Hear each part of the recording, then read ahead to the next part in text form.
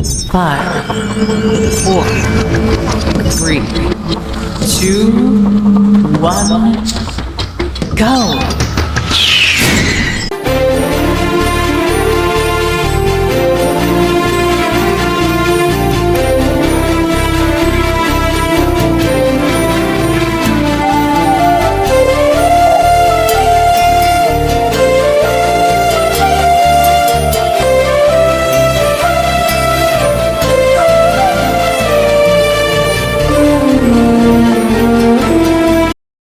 கொடுங்க, எங்களுக்கு ஆசீர்வதித்து தாங்கப்பா.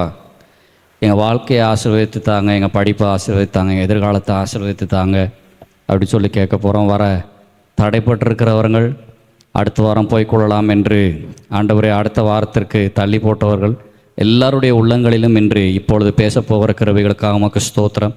நான் எழுந்து புறப்பட்டு என் தகப்பன் வீட்டிற்கு போவேன் என்று இளையகுமாரன் தீர்மானம் எடுத்தது போல ஆண்டவரே உமக்கு ஸ்தோத்திரம். பிள்ளைகள் தீர்மானம் எடுத்து இந்த இடத்திற்கு வருகிறதற்கு ஆவியானவர் உதவி செய்வீராக. முத்திரையும் மோதிரமும் விருந்தும் ஆண்டவர் அதிகாரமும் இளையகுமாரன் தீர்மானம் எடுத்த பின்பு வந்த பின்பு இவைகளெல்லாம் கிடைத்தது போல ஆண்டவரை எழுந்து இந்த அடைக்கல பட்டணத்துக்குள்ளே தகப்பன் வீட்டுக்குள்ளே ஆயத்தம் பண்ணப்பட்ட விருந்தில் அவர்களுக்கென்று ஆயத்தம் பண்ணப்பட்ட மோதிரத்தில் அவர்கள் வந்து பங்கடையும்படியாய் ஹல்லேலூயா. தகப்பனே நீர் கிருபை செய்கிறதற்காக உமக்கு ஸ்தோத்திரம். ஏசப்பா உமக்கு நன்றி செலுத்துகிறோம், உமக்கு நன்றி செலுத்துகிறோம். இயேசுவே எங்கள் வாலிபர் கூட நீர் ஆசீர்வதிக்க போகிறதற்காக நன்றி. திரளான மீன்களைப் போல திரளான மீன்களால் படவுகளை நிரப்பினது போல ஆண்டவரே இந்த இடங்களெல்லாம் ஆத்துமாக்களின் மீன்களாய் வாலிபர்களின் மீன்களாய் இந்த இடத்துல நிரப்ப போகிறதற்கு உமக்கு நன்றி செலுத்துகிறோம். எண்ணெய் பாத்திரம் நிரம்பி வழிந்தது போல இந்த இடமெல்லாம் நிரம்பி ஆண்டவரே வாலிபர்களால் நிரம்பி வழிய போகிறதற்கு உமக்கு நன்றி செலுத்துகிறோம். ஆண்டவரே நன்றி செலுத்துகிறோம், நன்றி செலுத்துகிறோம். நாங்கள் இருக்கிற இடம் எங்களால் நிற்கக்கூடாமல் போயிற்று, எங்களுக்கு இடங்கொள்ளாமல் போயிட்டு நிற்கிறதுக்கு என்று சொல்லும் அளவுக்கு ஆண்டவரே இந்த வாலிபர் கூடுகையை வாலிபர்களால் ஆசீர்வதிக்க போகிறதற்காக உமக்கு நன்றி செலுத்துகிறோம். எங்கள் தகப்பனே உமக்கு ஸ்தோத்திரம், உமக்கு ஸ்தோத்திரம், உமக்கு நன்றி செலுத்துகிறோம்.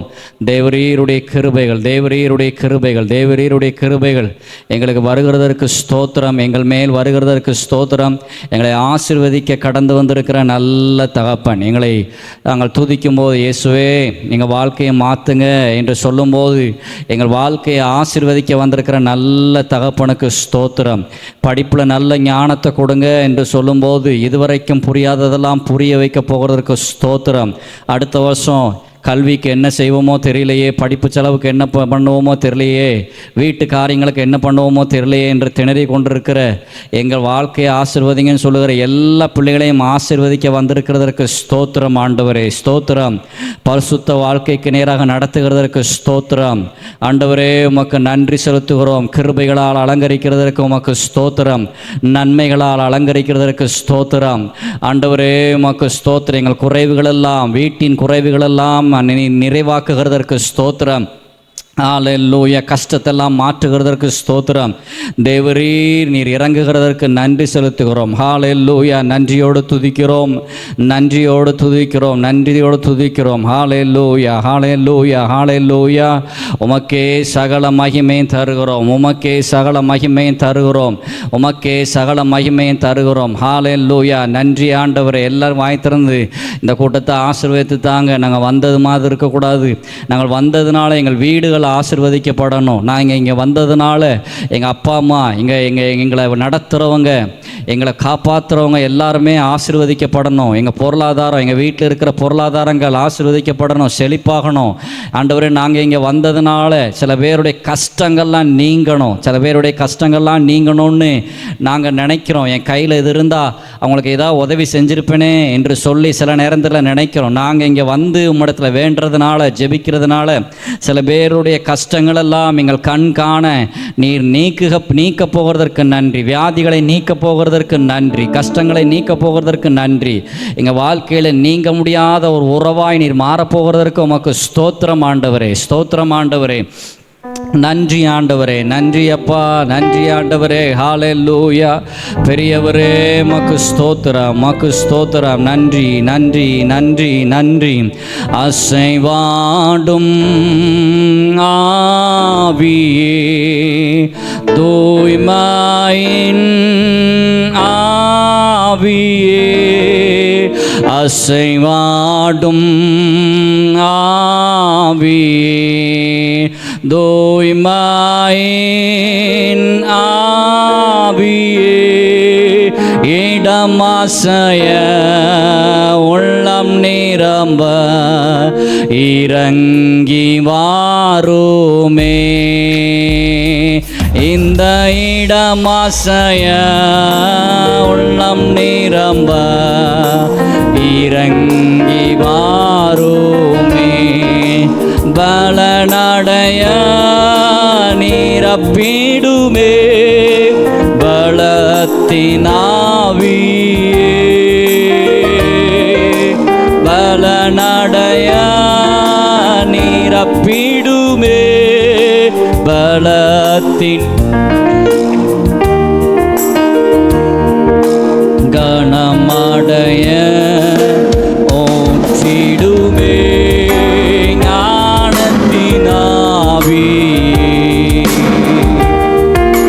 கணமடைய ஓற்றிடுமே, ஞானத்தினாவி. ஐயா வாழ்க வாழ்க, உம் நாமம் வாழ்க. ஐயா வாழ்க வாழ்க, உம் நாமம் வாழ்க. ஐயா வாழ்க வாழ்க வாழ்க வாழ்க, உம் நாமம் வாழ்க. ஐயா வாழ்க வாழ்க, நாமம் உன்னதத்தில் தேவனுக்கே மகிமை உண்டாகட்டும். உன்னதத்தில் தேவனுக்கே மகிமை உண்டாகட்டும். இந்த பூமியிலே சமாதானம் பிரியமும் உண்டாகட்டும். இந்த பூமியிலே சமாதானம் பிரியமும் உண்டாகட்டும். ஐயா அசைவாடும் அசைவாடும் ஆவியான தேவா, இன்று அசைவாடும் அசைவாடும் ஆவியான தேவா. ஐயா அசைவாடும் அசைவாடும் ஆவியான தேவா. பரிசுத்தமுள்ள எங்கள் நல்ல தகப்பனே, இந்த நல்ல மாலை வேளைக்காமை நன்றியோடு துதிக்கிறோம். எங்கள் மேல் மாத்திரமல்ல, எங்களுக்குள்ளும் அசைவாடுங்க. ஆவியானவர் எங்களுக்குள் என்பதை விட ஆவிக்குள் நாங்கள் செல்லட்டும்.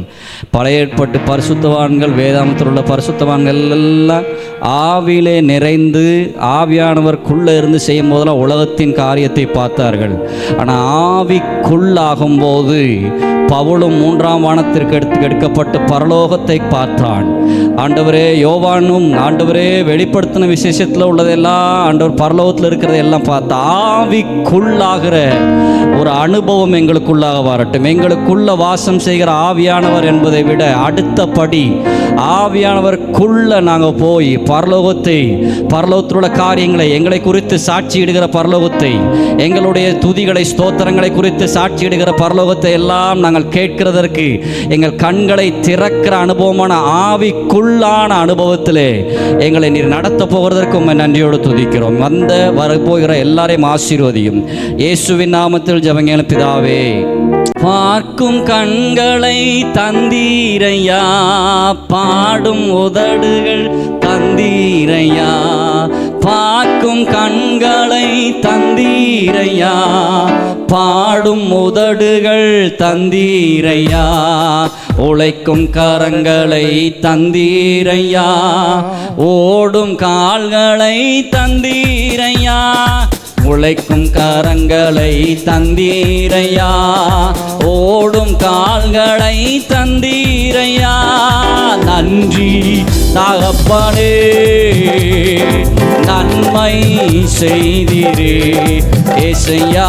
நன்றி தகப்பனே, நன்மை செய்தீரே. நன்றி பலிபீடம் கட்டுவோம், நல்ல தெய்வம் நன்மை செய்தார்.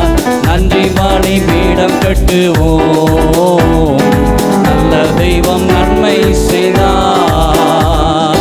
செய்த நன்மை நாமே சொல்லி சொல்லி பாடுவே, செய்த நன்மை ஆயிரங்கள் சொல்லி சொல்லி பாடுவே. நன்றி தகப்பனே, நன்மை செய்தீரே செய்யா.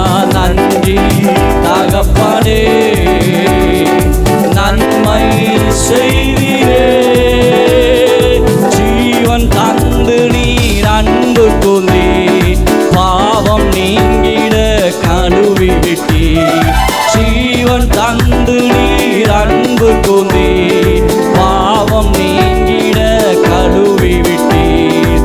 உமக்கென்று வாழ பிரித்தெடுத்து உமது ஊழியம் செய்ய வைத்தீர். உமக்கென்று வாழ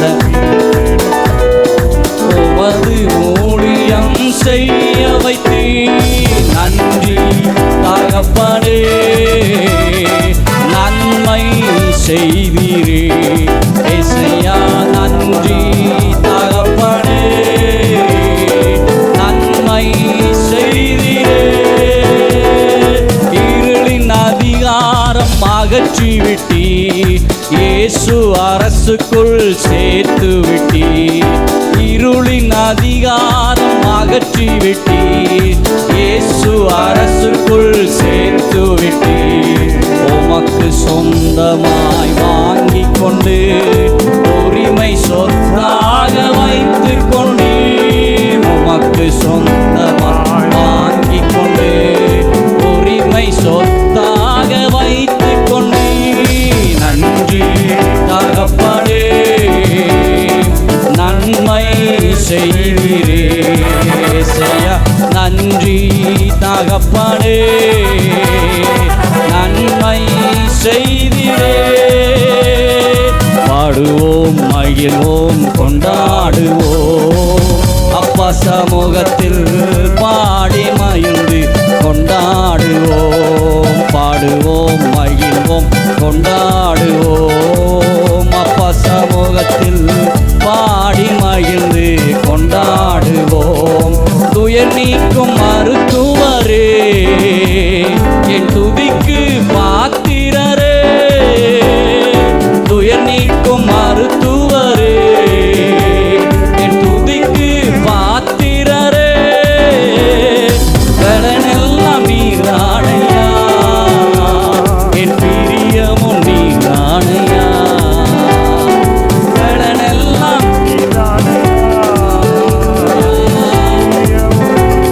ஐயா. நன்றி நன்றி நன்றி நன்றி நன்றி நன்றி. நாம் ஆராதிக்கும் நல்லவர், விடுவிக்க வல்லவரே. நாம் ஆராதிக்கும் நல்லவர், விடுவிக்க வல்லவரே. எரிகின்ற அக்கினிக்கும் ராஜாவுக்கும் விடுவிக்க வல்ல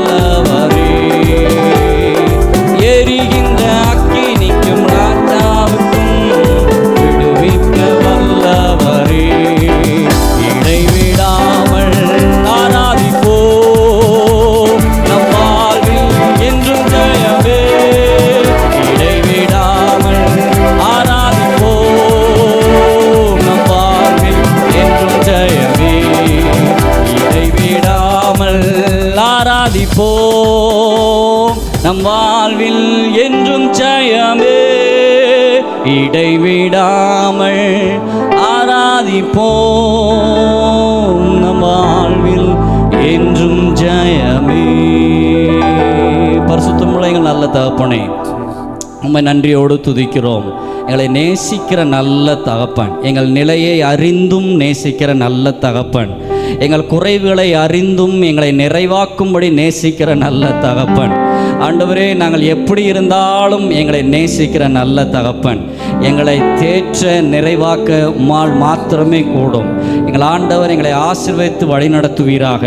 எங்கள் பாடுற பாடல்கள்லாம் நீர் ஆசீர்வதிப்பீர். நாங்கள் பாடுறபடி உன்னதத்தில் தேவனுக்கு மகிமை உண்டாகட்டும், பூமியிலே சமாதானம் உண்டாகட்டும். அல்லேலூயா என்றதுக்கு அர்த்தம் தேவனுக்கே மகிமை. ஒவ்வொரு முறையும் இந்த பிள்ளைகள் அல்லேலூயா சொல்லும்போது அவங்க வீட்டில், அவங்க வாழ்க்கையில், அவங்க பொருளாதாரத்தில் எல்லாவற்றும் சமாதானம் உண்டாகட்டும் என்று சொல்லி ஜெபிக்கிறோம். ஒவ்வொருவரையும் ஆசீர்வதியும் இயேசுவின் நாமத்தில் பிதாவே, ஆமென்.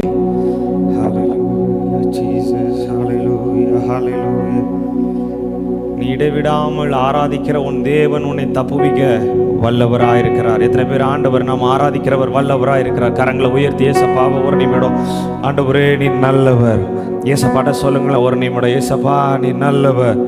ஹல்லேலூயா.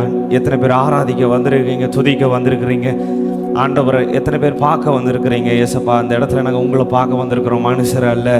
வானத்தையும் பூமியும் படைத்த ஆண்டவர் சொன்னார், 2 பேர் 3 பேர் என் நாமத்தினால எங்கே கூடினாலும் அவர்கள் நடுவிலே நான் வந்திருக்கிறேன். I am there among them. ஆண்டவர் சொன்னார், நான் அவர்கள் மத்தியில் வந்திருக்கிறேன். எத்தனை பேர் ஏசப்பா இங்கே வந்திருக்கிறார் நம்புறவங்க? ஒரு வீட்டுக்கு ஒரு கெஸ்ட் வந்தால் நம்ம எப்படி எழும்பி நின்று ஆண்டவரை வரவேற்போமோ, ஒரு நம்முடைய பிடித்த நம்முடைய நண்பர்களை வரவேற்போமோ, எழும்பி நின்று ஒரு 2 நிமிடம் ஆண்டவரை ஆராதிக்கும்படியாக எல்லாரும் எழும்பி நின்று ஆண்டவரை ஹல்லேலூயா ஹல்லேலூயா. நீர் வந்தா சூழ்நிலை சொல்லுவோம், முடியாததும் முடியாததும் சாத்தியமாகுமே. ஓ நீர் வந்தா சூழ்நிலை மாறுமே. முடியாததும் முடியாததும் சாத்தியமா.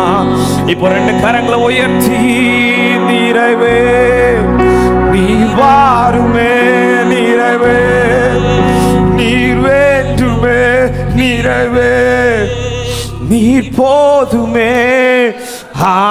ஆவியானவரே சொல்லுவோம், நிறைவே நீர் வாருமே, நிறைவே நீர் வேண்டுமே, நிறைவே நீர் போதுமே. ஓ வனாந்திரம் வயல்வெளியாகுமே, வனாந்திரம் வயல்வெளியாகுமே. காடானதும் காடானதும் பயிர் நிலமா. ஆண்டவரை பார்த்து சொல்லுங்க, நீங்க வந்தீங்கன்னா ஆண்டவரே, வனாந்திரம் வயல்வெளியாகுமே.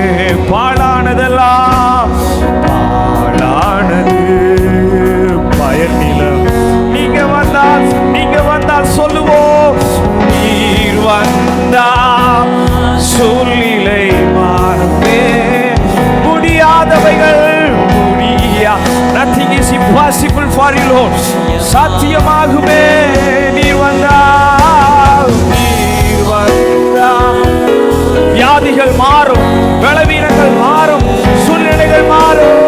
முடியாததும் சாத்தியம். 2 கரங்களை உயர்த்தி, நிறைவே நிறைவே நீ வாருமே, நிறைவே நீ நிறைவே நீ போதுமே. ஆவி எத்தனை பேர் வாஞ்சையோடு நிறைவே நிறைவே நீ வாருமே, நிறைவே ரபஹசகதரோபோ. நீர் வரும்போது பலவீனம் பலனாய் மாறும். ஒரே ஒரு சரணம் பாடுவோம், பலவீனம் பலனாய் மாறும். எந்த இடத்துல பலவீனம் பட்டீங்களோ அதே இடத்துல சுகவீனம் சுகமா உங்களை பலப்படுத்தும்படி உலாவி கொண்டிருக்கிற ஆண்டவர். பலவீனம் சோர்ந்து போகிற உங்களுக்கு அவர் பலன் தருகிறார். எத்தனை பேர் ஆண்டவர் என்னுடைய பலன், உம்முடைய பலன், உன்னதத்தில் இருந்து ஆவி ஊற்றப்படட்டும். சுகமாய் மாறுமே நீர் வந்தால், நீர் வந்தால் சூழ்நிலை. ஆண்டவர் உண்மையா சொல்றவர்கள் மேல இப்பொழுதே உன்னதத்தில் இருந்து ஒரு பலன், முடியாதவைகளும் சாத்தியமாகும், சாத்தியமாகுமே. நீர் வந்தால், நீர் வந்தால் சூழ்நிலை.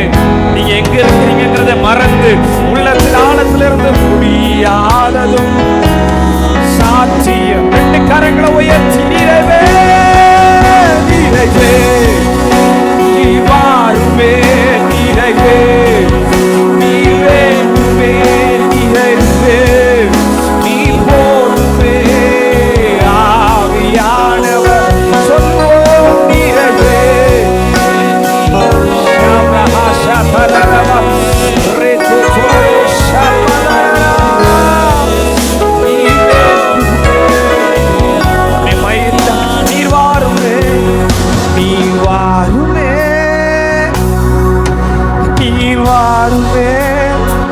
கூப்பிடுங்கள, நீர் வாருமே ஆவியானவர்.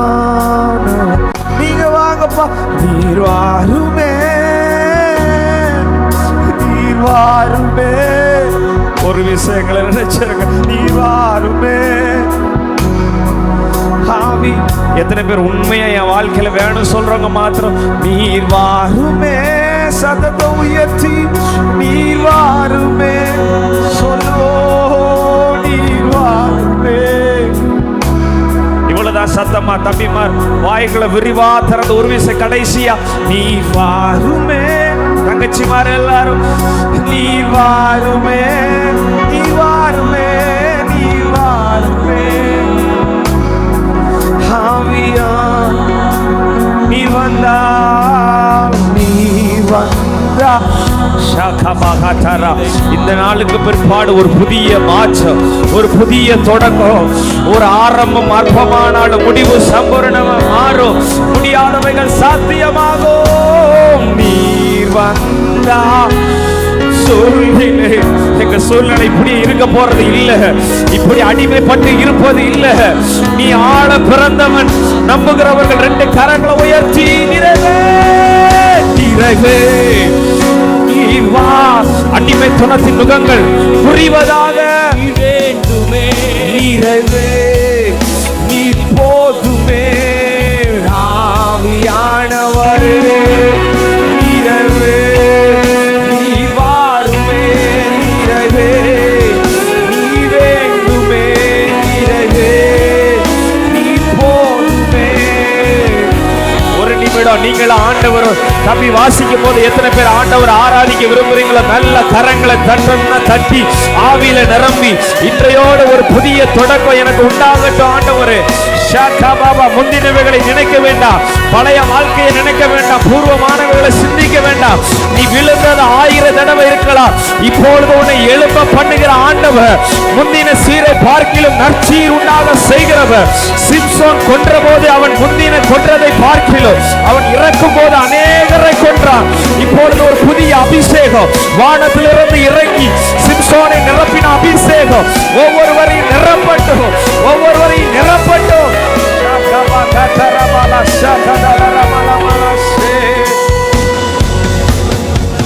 சிறைச்சாலை அடைப்பதில் சங்கிலிகள் உங்க நாமம் முடிஞ்சவங்க உட்கார்ந்து கூட நீங்க பாடலாம். அஸ்திவாரம் நீல உங்க உள்ளத்துல இருந்த ஆண்டவரோட சொல்லுங்க. சிறைச்சாலை அடைப்பதில்லை சங்கிலிகள் உங்க நாமம், உங்க நாமம் போது. அஸ்திவாரம் ரெண்டு கரங்களை உயர்த்தி இயேசுவே, இயேசுவே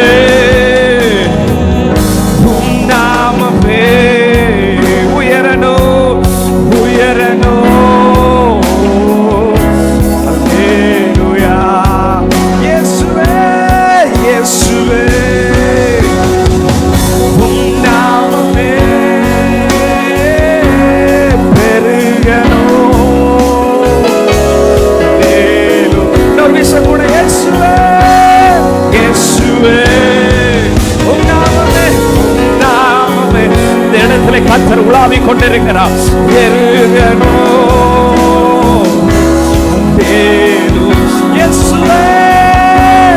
இயேசுவே, என் நாமத்தை பிரஸ்தாபப்படுத்துகிற எந்த ஸ்தானத்திலும் நான் வந்து உங்களை ஆசீர்வதிப்பேன்.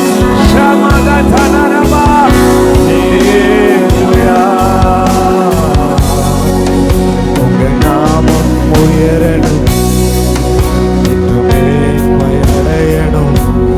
பாடுவேன், பாடுவோம் அல்லேலூயா. உங்க நாமம் உயரணும், இன்று மேன்மை அடையணும். பாடுவேன், பாடுவோம்.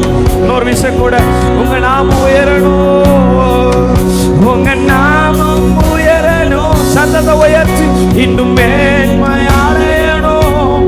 பாடுவேன்.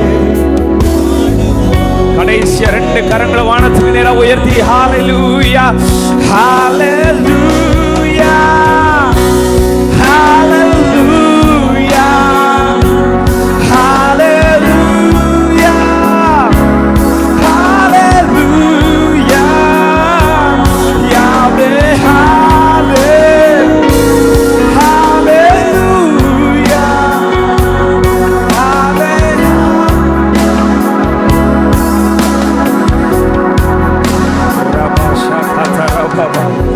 சிறைச்சாலை அடைப்பது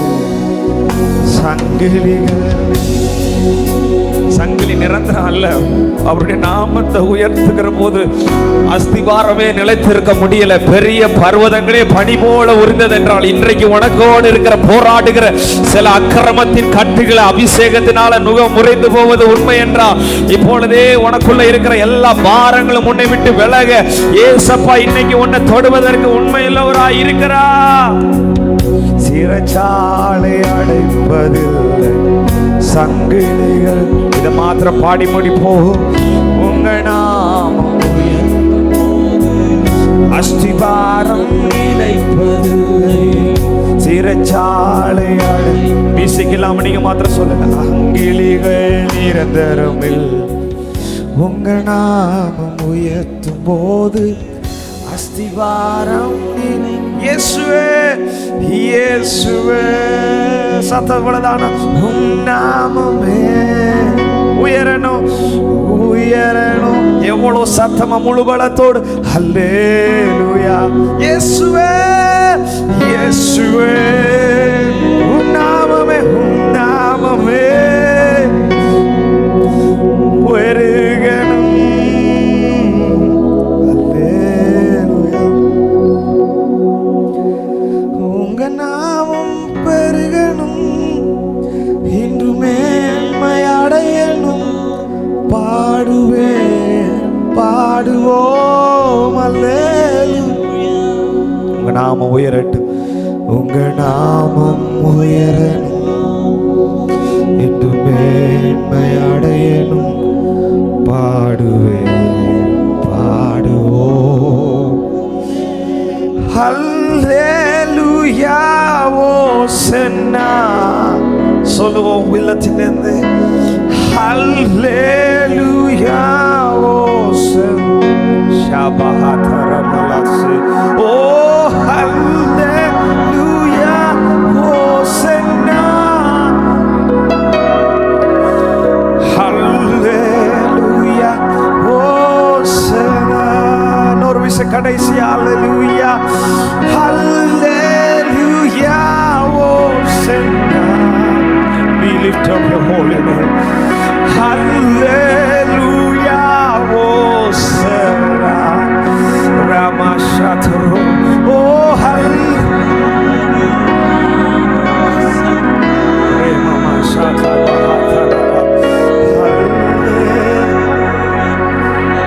ஏசப்பாக்கு கை தட்டுறவங்க எவ்வளவு சத்தமா கை தட்ட முடியுமோ ஒரு நிமிடம் நல்ல கரங்களை தட்டி, ஆவியானவர் எங்கு உண்டு அங்க விடுதலை உண்டு.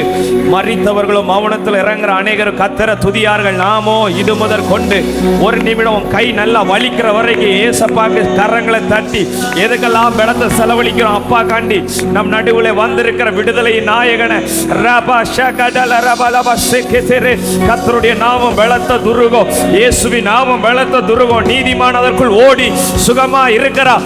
அடைக்கல பட்டணம் உண்டு, அடைக்கல பட்டணம் உண்டு. நமக்காக கர்த்தர் திறந்த வாசல வைத்திருக்கிறார். என்னிடத்துல வருகிற ஒருவனையும் புறம்பே தள்ளுவதில்லை. ஒரே ஒரு பாடலை பாடி அப்படி ஆராதித்து முடிக்கலாம். உட்கார்ந்து கொள்ளுங்க. இந்த பாடல் எத்தனை பேருக்கு தெரியும் தெரியல. எலியாவின் தேவனே இறங்கிடும் நேரமே, அசைவாடும் மணலாக்கும் எங்கள் அக்கினி ஜுவாலையே. கர்த்தர் நம்மை அக்கினியாக மாற்ற விரும்புகிறார். எத்தனை பேர் என்ன கர்த்தர் அக்கினியாக மாற்றணும்னு விரும்புறீங்க? ரெண்டு கரங்களை உயர்த்தி, ஆண்டவரே என்ன ஒரு அக்கினி ஜுவாலையா மாற்றிருங்க ஆண்டவரே. குளிர்ந்து இருந்துச்சுன்னா நம்ம யாருக்குமே என்ன பண்ண மாட்டோம், பிரயோஜனப்பட மாட்டோம். அடிக்கடி குளிர்ந்து வருதோம். அநேக நேரத்தில் ஈக்கள் வந்து நம்ம மேலே என்ன வந்து பார்த்துருக்கீங்களா? கேஸ் ஸ்டவ் குளிர்ந்துச்சுன்னா என்ன ஆகும்? அந்த கேஸ் ஸ்டவ்வில் தான் அக்கினி எரியும். அந்த கேஸ் ஸ்டவ் குளிர்ந்துருச்சுன்னா என்ன ஆகும்? அது மேலே ஈக்கள் வந்து உட்காரும், நாச்சம் எடுக்கும். உன் வாழ்க்கை இன்னைக்கு நாச்சம் எடுத்து கொண்டு இருக்கிறதா, புரியாமல் இருக்கிறதா, ஏன் எனக்கு பிரயோஜனம் இல்லை? இன்னைக்கு கர்த்தர் உன்னை அக்கினியாக மாற்றிட்டாருன்னா உன் மேலே வந்து உட்காரணும்னு நினைக்கிற ஈக்கள் செத்து போகும். அக்கினியின் மேலே எதுவும் நிற்க முடியாது. கர்த்தர் இன்றைக்கு உன் மேலே அக்கினியை போடும்படிக்கு எத்தனை பேர் ஆண்டவரே என்னை அக்கினியா மாற்றுங்க? எலியா அக்கினியை ஜுவாலை இறக்கினது போல இந்த நாளில் எங்கள் ஜெபத்தை கேட்டு அக்கினி ஜுவாலையா எங்களை மாற்றுவீராக. எத்தனை பேர் இயேசுவுக்காக எரிந்து பிரகாசிக்க ஆசைப்படுறீங்க? சொல்லுங்க. அசைவாடும் அனலாக்கும் எங்கள் அக்கினி ஜுவாலை, அசைவாடும் அனலா. எஃப் மைனர் கூட வச்சுக்கிறீங்களா? அக்கினி ஜுவாலை. எலியாவின் தேவனே, கரங்களை தட்டி சொல்லுவோம். இறங்கிடும் நேரமே சொல்லுவோம். எலியாவின் தேவனே இறங்கிடும், இறங்கிடும் நேரம் சொல்லுவோம். எலியாவின் தேவனே இறங்கிடும் நேரம். ஓ எலியாவின் தேவனே இறங்கிடும். அசைவாடும் அனலாக்கும் எங்கள் அக்கினி ஜுவாலையே சொல்லுவோம். அசைவாடும் அனலாக்கும் எங்கள் அக்கினி. நான் ஒருவன் மாத்திரம் நீந்திருக்க பாகாளி படைகளை எதிர்த்திடுவே. ஒருவன் உங்க கூட யாரும் இல்லைன்னாலும் உங்க கூட கர்த்தர் இருக்கிறார். கரங்களை தட்டி சொல்லுங்க. நான் ஜெபிக்க அவர் தலை அசைப்பா. நான் ஜெபிக்க அவர் தலை அசைப்பா. நெருப்பாய் இறங்கிடுவா தெய்வம், நெருப்பாய். நம்புறவங்க தலைகளை உயர்த்தி ஆவியே ஆவியே சொல்லுவோம். ஆவியே ஆவியே அசைவாடும் அனலாக்கும் எங்கள் அக்கினி எரியட்டும். ஷபாலா அசைவாடும் அனலா சுயத்தை அடிக்கிற அக்கினி இறங்கட்டோ சொல்லுங்க. அசைவாடும். அடுத்த ஸ்டெப்ஸ் போடுங்க. அரவா சதலராடா. அடுத்த ஸ்டெப் ஹalleluya. அசைவாடும் அனலாக்கும் எங்கள் அக்கினி ஜுவாலையே. எலியாவின் தேவனே இறங்கிடும் நேரமே சொல்லுவோம்.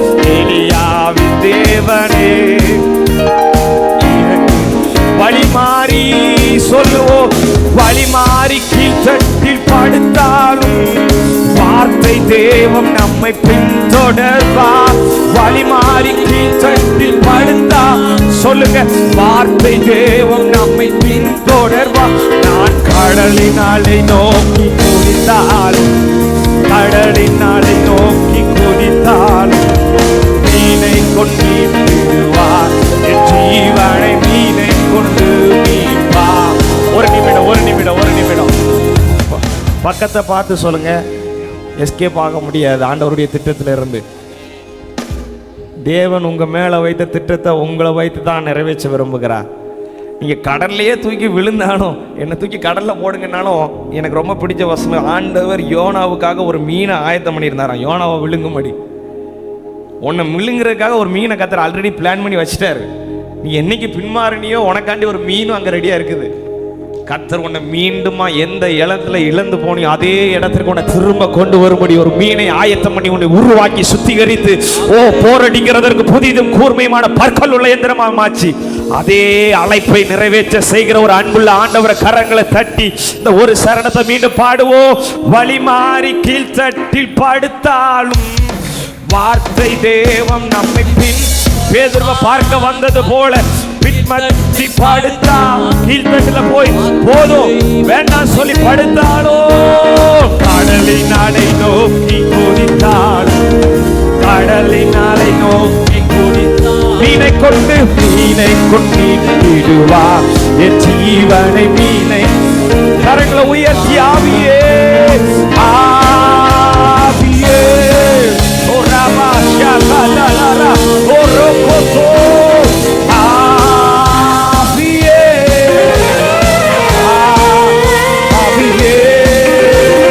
அசைவாடும் அனலாக்கும் எங்கள் அக்கினி ஜுவாலையே சொல்லுவோம். அசைவாடும் அசைவாடும் கடைசி சரணம் ஒரே விஷயம் பாடுவோம். பேரு தாட்சி நீர் தேரி ஆட்சி நீர் வச்சி போனாலும் வச்சாத ஜீவன் நதி நமக்கு உண்டு சொல்லுவோம். தேவி ஒரு வச்சாத ஜீவ நதி உனக்குள்ள இருக்குது. உனக்குள்ள ஜீவ நதி பெருகட்டும். பின்னிட்டு பாராமல் பின்னிட்டு பாராமல் ரெண்டு கரங்களை உயர்த்தி அழைத்தவர் கரம் நடக்கும். என்னை அழைத்தவர் கரம் ஆவியே ஆவியே சொல்லுவோம். ஆவியே பாடுங்க தம்பி, வாய்களை திறந்து நீ அறிக்கை பண்ணாலும் விடுதலை ஆவியானவருக்கு இடம் கொடு. உள்ளத்தின் ஆழத்தில் இருந்து ஆண்டவரே அசைவாடும்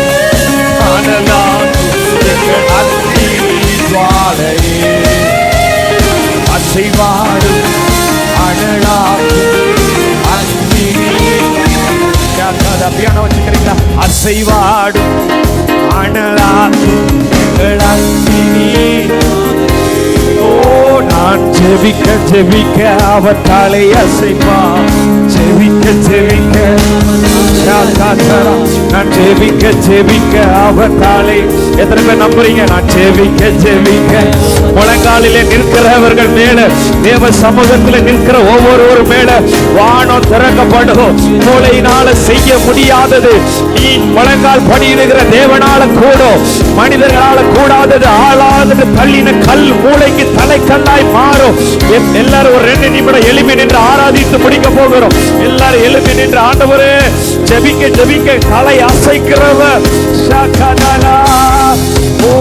நான் ஒருவன் மாத்திரம் தீர்ந்திருக்க பாகாலி படைகளை எதிர்த்திடுவே. ஒருவன் மாத்திரம் தீர்ந்திருக்க பாகாலி படைகளை எதிர்த்திடுவே. ஜெபிக்க ஜெபிக்க அவன் தலை அசைப்பார். ஜெபிக்க ஜெபிக்க நெருப்பாய் நெருப்பாய் இறங்கிடுவார். என் தெய்வம் நெருப்பாய் சொல்லுவோம். நெருப்பாய் இறங்கிடுவார். என் தெய்வம் நெருப்பாய். முடிந்த 2 கரங்களை உயர்த்தி ஆவியே ஆவியே எங்க மேல ஒரு பரலோக அக்கினி விழட்டும்.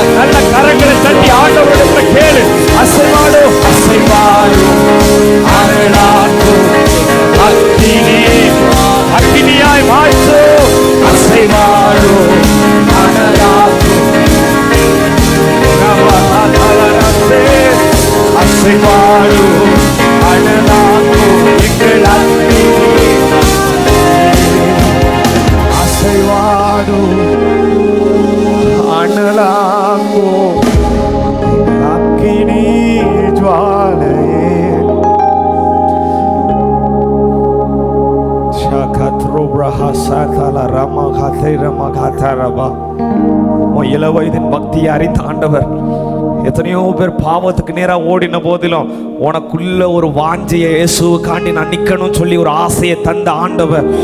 எலியாவை போல நீ வந்திருக்கிறாயோ, சோர்ந்து போய் இல்லை இனி என்னால் முடியாதுன்னு வார்த்தையை அனுப்பி போக வேண்டிய தூரம் வெகு தூரம்னு சொன்ன ஆண்டவர் பயந்து போயிருந்த சீசர்கள் மேல பரலோக அக்கினி வேலை விழுந்த போது அவர்கள் ஒவ்வொருவரும் பலன் அடைந்து தைரியம் அடைந்து நீங்கள் கொலை செய்த இயேசு உயிரோடு இருக்கிறார் என்று நிரூபித்தது போல எத்தனை பேர் இன்றைக்கு ஆண்டவர் என்ன மாற்ற விரும்புகிறார் சொல்றவங்க நல்ல தலைக்கு மேல கரங்களை தட்டி ஆண்டவரே எங்களை மாற்றுகிற கிருபைக்காய் ஸ்தோத்திரம்.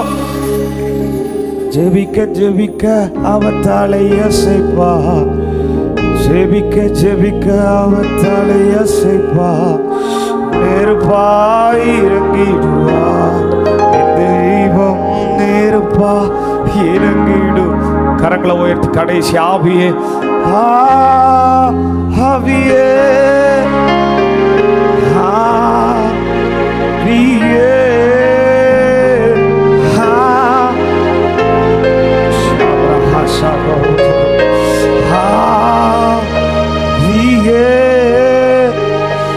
அசைவாடும் ஆனலாக்கும் அக்கினி ஜுவாலை, அசைவாடும் அசைவாடும் ஆனலாக்கும் அக்கினி ஜுவாலை,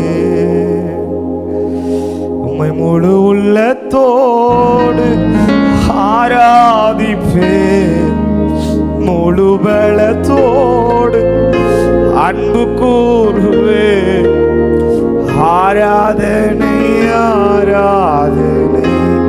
கரங்களை உயர்த்தி துதி ஆராதனை ஆராதனை ஏசையா ஆராதனை ஆரா ஆராதனை கூடவே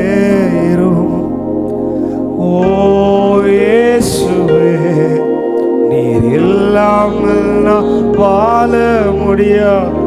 உள்ளத்திலிருந்து சொல்லி முடிப்போம். என் பக்கத்திலே ஓ இயேசுவே, ஓ இயேசுவே, நீர் இல்லாமல் நான் வாழ முடியாது. ஷபலதலர நீர் இல்லாமல் நான் வாழ முடியாது.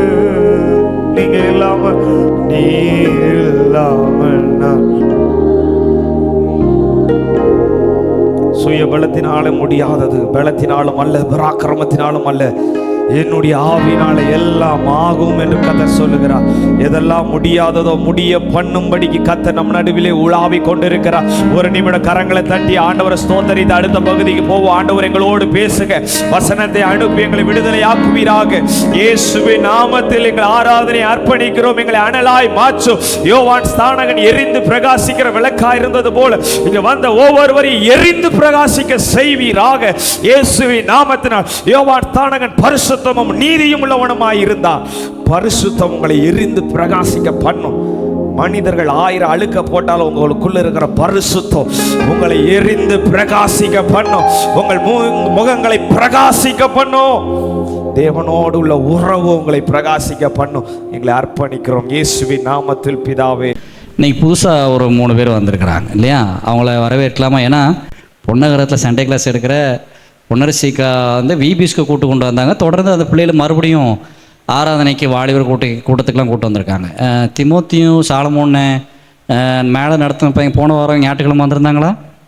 ஓகே, அவங்களும் வந்திருந்தாங்கன்னு நினைக்கிறேன். இப்படி ஜூனியர்லேயும் இப்படி நீங்கள் என்ன வழி நடத்தினா இன்னும் நல்லாயிருக்கும்னு நினைக்கிறேன். நீங்கள் தொடர்ந்து வாங்க. கொஞ்சம் எழுந்து நிற்கிறீங்களாம்மா? சரி, உங்களை கைதட்டுங்களா? நல்லா கைதட்டுங்க பார்ப்போம். சரி, உங்களுக்கு ஒரு 10 செகண்ட் தான். ஆண்டவரே, இந்த இவருடைய குடும்பங்களை ஆசீர்வதிப்பீராக, இவருடைய வேலைகளை ஆசீர்வதிப்பீராக, வீடுகளை ஆசீர்வதிப்பீராக. ஒரு மாற்றம் உண்டாகட்டும் இயேசு நாமத்தில் பிதாவே, ஆமென் ஆமென். தேங்க்யூ. உட்காந்துக்கோங்க, தொடர்ந்து வாங்க. ஒரு காரியத்துக்காக நான் ஜெபம் பண்ண போகிறோம். சில பேர் +2 முடிச்சிருக்கிறாங்க, சில பேர் கல்லூரி முடிக்கிறாங்க. அடுத்து என்ன செய்ய போகிறாங்கன்னு சில பேர் கேள்விக்குறி, சில பேருக்கு தெளிவான ஒரு லக்கை நோக்கி ஓடுறாங்க, சில பேருக்கு கிடச்சிட்டு அதனால் அவங்களுக்காக நான் ஜோம் பண்ண போகிறேன். கண்ணில் மூடி ஜோம் பண்ணுமா? +2 முடித்தவங்களுக்கு சில பேர் மார்க் குறைஞ்சிட்டு நான் எதிர்பார்த்த காலேஜ் கிடைக்குமான்னு தெரில அப்படின்றாங்க. சில பேர் செமஸ்டர் முடிய போகுது, அடுத்து நான் என்ன செய்ய போகிறேன் அப்படின்னு தெரியலையே அப்படின்னு சொல்லி நான் ஆசைப்பட்ட இடம் கிடைக்குமான்னு தெரியலையே, பொருளாதாரத்தில் குறைவாக இருக்கிறேன், இன்னும் அடுத்தடுத்த காரியங்கள் என்ன செய்யணும்னு எனக்கு தெரியல அப்படின்னு சொல்கிறாங்க. கண்ணில் மூடி உண்மையாக இருதயத்தில் இந்த நேரத்தில் இயேசு கிறிஸ்து உங்கள் முன்பாக இருக்கிறார். அதை நினச்சி எல்லோரும் ஜெபம் பண்ண போகிறீங்க. எனக்காக மாத்திரம் இல்லை, ஒருவேளை நம்ம அந்த நிலையில் இருந்தாலும் நம்மோடு இருக்கிறவர்கள் அநேகர் அந்த நிலையில் இருக்கிறாங்க. அவங்களுக்கு ஜெபம் பண்ணுவோம். ஆண்டவரே, எங்களோடு இருக்கிறவர்களை கத்த சரியான பாதையில் நீ கொண்டு செல்வீராக. எதிர்காலம் பொருளாதாரத்தினால் செழிப்பாக இருக்க வேண்டும் என்று அல்ல, பரிசுத்தத்தில் நாங்கள் நிலை கொண்டிருக்கும் பாதையிலே, பரிசுத்தத்திலே நாங்கள் தவறாது இருக்கிற இடத்திலே எங்களை கொண்டு போங்க. எல்லோரும் கேட்கலாமா? ஆண்டவரே உமக்கு ஸ்தோத்திரம். உலக கேல்குலேஷன் படி இதை படித்தா இவ்வளவு, இதை படித்தா இந்த வேலை, கேம்பஸ் இன்டர்வியூ, இதை செஞ்சால் அங்கே போகலாம் இங்கே போகலாம், இந்த எண்ணங்களெல்லாம் எனக்கு கொஞ்ச நேரம் நிறுத்தி வைத்து விட்டு கர்த்தர் ஆயத்தம் பண்ணின இடத்திலே, எங்களை திட்டம் பண்ணின இடத்துல கொண்டு போகிறதுக்கு உமக்கு ஸ்தோத்திரம். எல்லோரும் சொல்லலாமா? உமக்கு நன்றி. ஆண்டு உம்மோடு இருக்கிற ஒரு இடமாக இருக்கட்டும், உம்மை விட்டு விலகுகிற இடமாக வேண்டாம், உம்மோடு இருக்கிற ஒரு நல்ல ஒரு சமூகத்தின் சூழ்நிலையாக எங்களுக்கென்று ஏற்கனவே பரலோகம் திட்டம் பண்ணி வைத்து எங்களுக்காக அநேகர் பரலோகத்திலே சகாயங்களை, அநேகரை வேலை செய்ய வைக்கிற கிருபைகளுக்கு, வேலை செய்ய வைத்த கிருபைகளுக்கு நன்றி செலுத்துகிறோம். இயேசுவின் நாமத்தில் ஜெபங்கேல பிதாவே. நம்ம சபையில் இருக்கிற நம்ம அபிஷேக் தம்பி அபிஷேக் மே 22 என்ன கிழமை? அடுத்த வாரம் வியாழக்கிழமையா? அடுத்த வாரம் வியாழக்கிழமை ஒரு கூட்டங்கள் வாலிபர்களுக்காக தரிசனத்தோடு ஆண்டவர் சொல்லி ஒரு அக்கினி அபிஷேக வாலிபர் முகாம் ஒன்று அவங்க ஏற்பாடு பண்ணியிருக்கிறாங்க. அதில் பங்கு கொள்ள நம்ம வீட்டு ஃபங்க்ஷன், அதனால் நம்ம கண்டிப்பாக பங்கு கொள்ளணும். ஒருவேளை உங்களுக்கு விடுமுறையோ உங்களுக்கு அதில் பங்கு கொள்வதற்கு உண்டான வாய்ப்புகள் வசதிகள் இருந்தால் நீங்கள் மாத்திரமல்ல உங்கள் நண்பர்களை நீங்கள் கூட்டிக் கொண்டு வரும்படி கேட்குறேன். என்னை மாதிரி இந்த கூட்டங்களை என்னெல்லாம் நடத்த சொன்னால் நான் நடத்த மாட்டேன். ஏன்னா எனக்கு தரிசனம் கிடையாது, இப்படி ஆட்களை திரட்ட முடியாது, நிறைய பேர் இப்படி செய்ய முடியாது. ஒரு வாலிபர் மீட்டிங் வியாழக்கிழமை தோறும் நடத்துறதுக்கே இங்கே பக்குன்னு இருக்குது. வெறும் சேர் போட்டு மைக் செட் பண்ணுற காரியம் இல்லை, வெறும் கூட்டத்தை கூட்டுற காரியம் மாத்திரமல்ல, அவர்கள் தொடப்படணும், ரசிக்கப்படணும், மனம் திரும்பணும், அப்படிப்பட்ட காரியங்கள் இருக்கிறது. நான் தரிசனத்தோடு செய்கிற அவர்களை கரம் கோத்து தூதர்கள் பணிவிடைப்பு செய்வார்களாக நீங்களும் உங்களுடைய உதவிகளை நீங்கள் உங்கள் சகாயங்களை கொடுக்கும்படி கேட்கிறேன். மே 22 காலையில் 9:30 சாயந்தரம் 4 மணி வரையா? சரி, 4 மணி வரை. இதில் பேசுகிறதுக்கு நம்ம எல்வின் அண்ணன், ஜோயல்ண்ணே காலையில் மத்தியானம் செஷன் மாறி மாறி பேசுவாங்க. திமோத்தியும் அபிஷேக் வர்ஷிப் நடத்துவாங்க. இதை நீங்கள் மனதில் கொண்டு இதில் ஜெபித்து நீங்கள் பங்கு பெறும்படி கேட்குறேன். இப்போ நேராக நான் செய்திக்கு நேராக கடந்து போக, நம்ம மத்தியில் இருக்கிற ஸ்வீட்டியக்கா, உங்களுக்குலாம் தெரியும் நினைக்கிறேன், நம்ம மாணிக்கையா பொண்ணு, அவங்க உங்களுக்கு முன்பாக செய்தி அளிப்பார்கள். கரங்களை தட்டி வரவேற்கலாமா? கர்த்தருடைய பரிசுத்த நாமத்திற்கு மகிமை உண்டாவதாக. மறுபடியுமாக உங்கள் மத்தியில் இருப்பதை குறித்து நான் ரொம்ப சந்தோஷம். பொதுவாக எனக்கு 2 கூட்டம் எனக்கு ரொம்ப பிடிக்கும். ஒன்று வாலிபர் கூட்டம், இன்னொன்று பெண்கள் கூட்டம். இந்த 2 கூட்டமும் அதிகமாக நான் விரும்புவதுண்டு. ஏன்னா எனக்கு வாலிப பிள்ளைகள் இருக்கிறாங்க. ஏன்னா அந்த வாலிப பிள்ளைகளுக்கு உட்காரும்போது எழுந்திருக்கும் போது அட்வைஸ் கொடுத்து அதனால் வாலிப பிள்ளைகள் கூட்டம் உங்களை பார்க்கும்போது என்னுடைய பிள்ளைகளைப் போல நான் பார்ப்பதுண்டு, மிக மகிழ்ச்சி அடைவதுண்டு. நீங்கள் அதுவும் தேவனுடைய சமூகத்திலே உங்களை பார்க்குறதுல ரொம்ப சந்தோஷம். அதுவும் WME சபையில் நீங்கள் இருக்கிறீங்க அப்படின்னா கர்த்தர் உங்களை நல்ல ஒரு வணைந்து கொண்டிருக்கிறார் அப்படிங்கிறத என்னால் நான் சொல்ல முடியும். ஏதோ பாடல் பாடி ஆடி அப்படியே கடந்து போகிறதல்ல. ஆண்டவர் உங்களை என்ன செய்கிறார்? ஒவ்வொரு வாரமும் வசனங்களை கொடுத்து உங்களை உருவாக்கி கொண்டிருக்கிறார். கொஞ்சம் தூரம் நம்ம ஆண்டவரை விட்டு போனாலும் ஆண்டவர் மறுபடியும் உங்களை என்ன செஞ்சிருவார்? நம்முடைய வசனத்தை கொண்டு இழுத்துருவார். சரிங்களா? அந்த அன்பு நிறைந்த ஒரு ஐக்கியம் நிறைந்த ஒரு இடத்துல நீங்கள் இருக்கிறீங்க. அதனால் யூ ஆர் பிளஸட் பீப்புள். நீங்கள் நல்ல ஆண்டவரால் ஆசீர்வதிக்கப்பட்ட பிள்ளைகள். கர்த்தர் உங்களை ஆசீர்வதிப்பார். இப்பொழுதும் நான் நேரடியாக நம்ம ஆண்டோடைய வார்த்தைக்கு நேராக கடந்து செல்வோம். ஆண்டோடைய வார்த்தைக்கு நேராக கடந்து செல்வதற்கு முன்பதாக இந்த வசனத்தை நான் எடுப்பதற்கு காரணமாக இருந்த ஒரு காரியத்தை சொல்லிட்டு நான் ஆண்டோடைய வசனத்திற்கு நேராக கடந்து செல்ல விரும்புகிறேன். ஒரு 1.5 மாதம் இருக்கும்னு நினைக்கிறேன். ஒரு 1.5 மாதம் இல்லை 2 மாதத்துக்கு முன்னால் நான் படுத்து தூங்கிட்டு இருக்கும்போது திடீர்னு எனக்கு ஒரு என்னுடைய சிந்தனையில் ஒரு தூங்கிட்டு இருக்கும்போது, அது கனவுன்னு சொல்லலாம், இல்லை எதுனாலும் சொல்லிக்கலாம். ஆனால் அதில் என்ன ஒரு காட்சியை நான் பார்த்தேன் அப்படின்னா, ஒரு பெரிய இருள், ஒரு பெரிய இருளை நான் பார்த்தேன். அந்த இருளில் எப்படி இருந்துச்சு அப்படின்னா, ஒரு பெரிய பள்ளத்தாக்கு, அது முழுவதும் இருள் தான். அந்த பள்ளத்தாக்கில் அந்த சைடில் இருந்து ஒரு 100கணக்கான ஜனங்கள் ஒரு ஓலமிட்டு தங்களை அதாவது எங்களை தப்புவித்து கொள்றதுக்கு எங்களை காப்பாற்றுங்க அப்படின்னு சொல்லிட்டு அது கத்துவது போல் அவங்க என்ன சொல்கிறாங்கலாம் தெரியல. ஆனால் அந்த ஒரு ஆபத்துலேருந்து ஒரு பெரிய அது என்ன சொல்றது ஒரு பெரிய அழிவில் இருந்து தங்களை காத்து கொள்ளணும் அப்படின்னு சொல்லிட்டு தப்பிச்சு என்ன செய்கிறாங்க அப்படின்னா ஒரு ஆப்போசிட் டைரக்ஷனில் ஓடி வர்றதை, நூற்றுக்கணக்கான ஜனங்கள் அதில் ஓடி வர்றதை நான் பார்த்து நான் அரண்டு எந்திரிச்சேன். எந்திரிக்கும் பொழுது ஒரு பாரத்தோடு நான் ஆண்டோடைய சமூகத்தில் உட்காந்தேன். ஆண்டவரே, இப்படி ஏதோ ஒரு அழிவு அப்படிங்கிறத என்னால் அதில் புரிஞ்சிக்க முடிஞ்சிச்சு. அதை இன்றைக்கு வரைக்கும் அதனால் மறக்க முடியல. ஸோ அப்படிப்பட்ட ஒரு காரியத்தை நான் பார்த்த பொழுது ஆண்டவர் ஒரு சில காரியங்களை அந்த நாட்களே என் மனசில் போட்டார். அதையும் வச்சு நான் என்ன செஞ்சேன், உங்களுடைய சமூகத்தில் இப்பொழுது நான் ஆண்டோடைய வார்த்தையை நான் கொண்டு வந்திருக்கிறேன். கடந்த தடவை நம்ம பார்த்தோம், எத்தனை பேருக்கு ஞாபகம் இருக்குன்னு தெரியல. அதுக்கு ஃபஸ்ட்டு டைம் நான் வரும்போதும் மத்தேயு 4வது அதிகாரத்திலிருந்து இயேசு கிறிஸ்து எப்படி சாத்தான என்ன செஞ்சார், வேத வசனத்தினால ஜெயித்தார், எப்படி சோதனைகள் அவருக்கு வந்தது, அவரை எப்படி இயேசு கிறிஸ்து அதை அழகாக வசனத்தினால அதை ஜெயித்தார் என்பதை நான் ஒரு நாள் உங்களுக்கு பிரசங்கம் பண்ணேன்.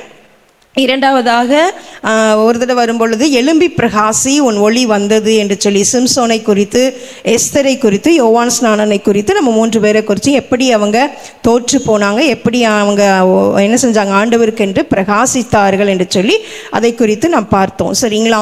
இன்றைக்கு ஒரு வசனத்தை நம்ம எடுத்துக்கொள்வோம். அதே அதிகாரம் ஏசாயா 60வது அதிகாரம் 2வது வசனத்தை யாராவது ஒருத்தர் வாசிப்போம். ஏசாயா 60வது அதிகாரம் 2வது வசனம்.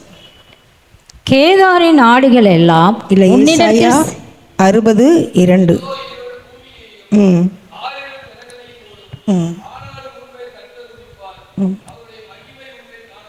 பாருங்க, இந்த இடத்துல அந்த நான் ஒரு தரிசனம் மாதிரி பார்த்தேன் இல்லைங்களா? தரிசனம்னு சொல்கிறதா இல்லை சொப்பனம்னு சொல்கிறதா எப்படினாலும் சொல்லிக்கலாம்.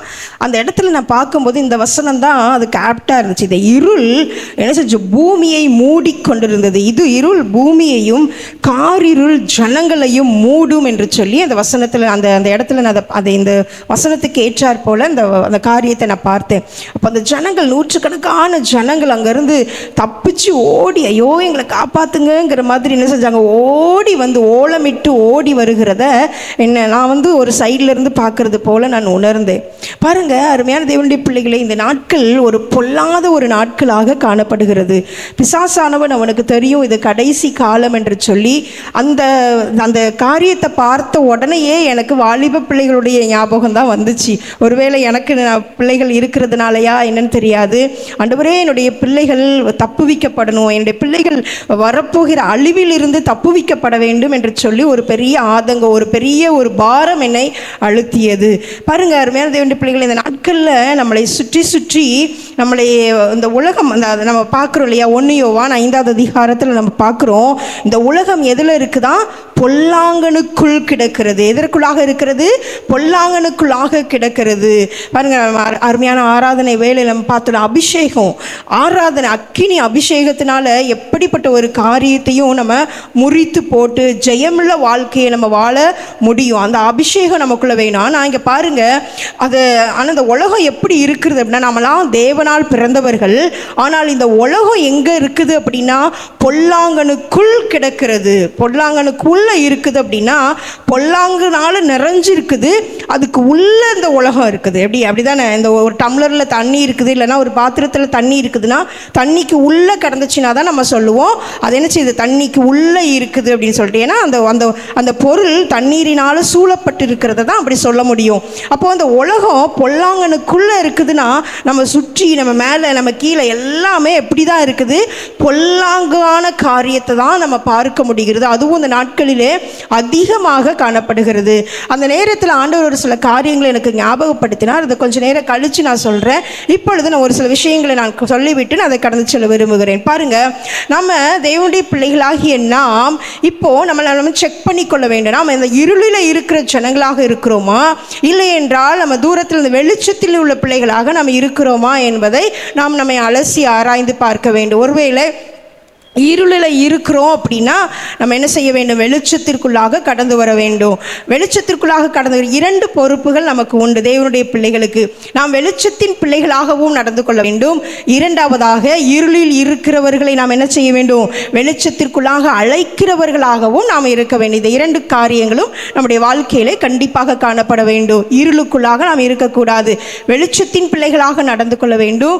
இரண்டாவதாக வெளிச்சத்தில் இல்லாத இருளில் இருக்கிற நம் வெளிச்சத்திற்குள்ளாக அழைக்கிறவர்களாகவும் காணப்பட வேண்டும். இந்த 2 காரியங்களும் நம்மிடத்தில் இருக்கிறதா என்று சொல்லி இந்த நாளிலே நாம் செக் பண்ணிக்கொள்வோம். பாருங்க, இருளில் இருக்கிற ஜனம் என்று சொல்லும் பொழுது பாருங்க, இந்த நாட்களிலே அநேக காரியங்களை நம்ம மறைமுகமாக அந்தரங்கத்திலே செய்கிற காரியங்கள் உண்டு, சரிங்களா?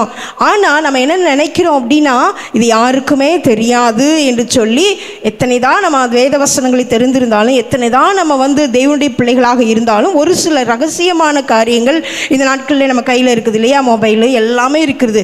மொபைலே இல்லைனாலும் அந்தரங்கமான ஒரு சில விஷயங்களில் தவறுகள் செய்யும் பொழுது அதை தேவன் பார்த்து கொண்டு இருக்கிறார். நம்ம யாருக்குமே தெரியவில்லை என்று சொன்னாலும் பாருங்க, வேதவசனத்தில் போட்டிருக்கிறது. சங்கீதம் 139 அதிகாரம், சங்கீதம் 139 பார்க்கிறோம் இல்லையா? 11வது வசனம், இருள், அங்க தாவீது சொல்கிறான், இருள் என்னை மூடிக்கொள்ளும் என்றாலும் இரவும் என்னை சுற்றிலும் வெளிச்சமாக இருக்கும் என்று சொல்லி வேதவசனத்தில் பார்க்கிறோம். பாருங்க, அவன் சொல்றான், ஆண்டவரே, நான் எங்கே போய் நான் மறைஞ்சி இருந்தாலும் என்ன செய்வீங்க? நீங்கள் வெளிச்சத்தில் என்ன செஞ்சிடறீங்க?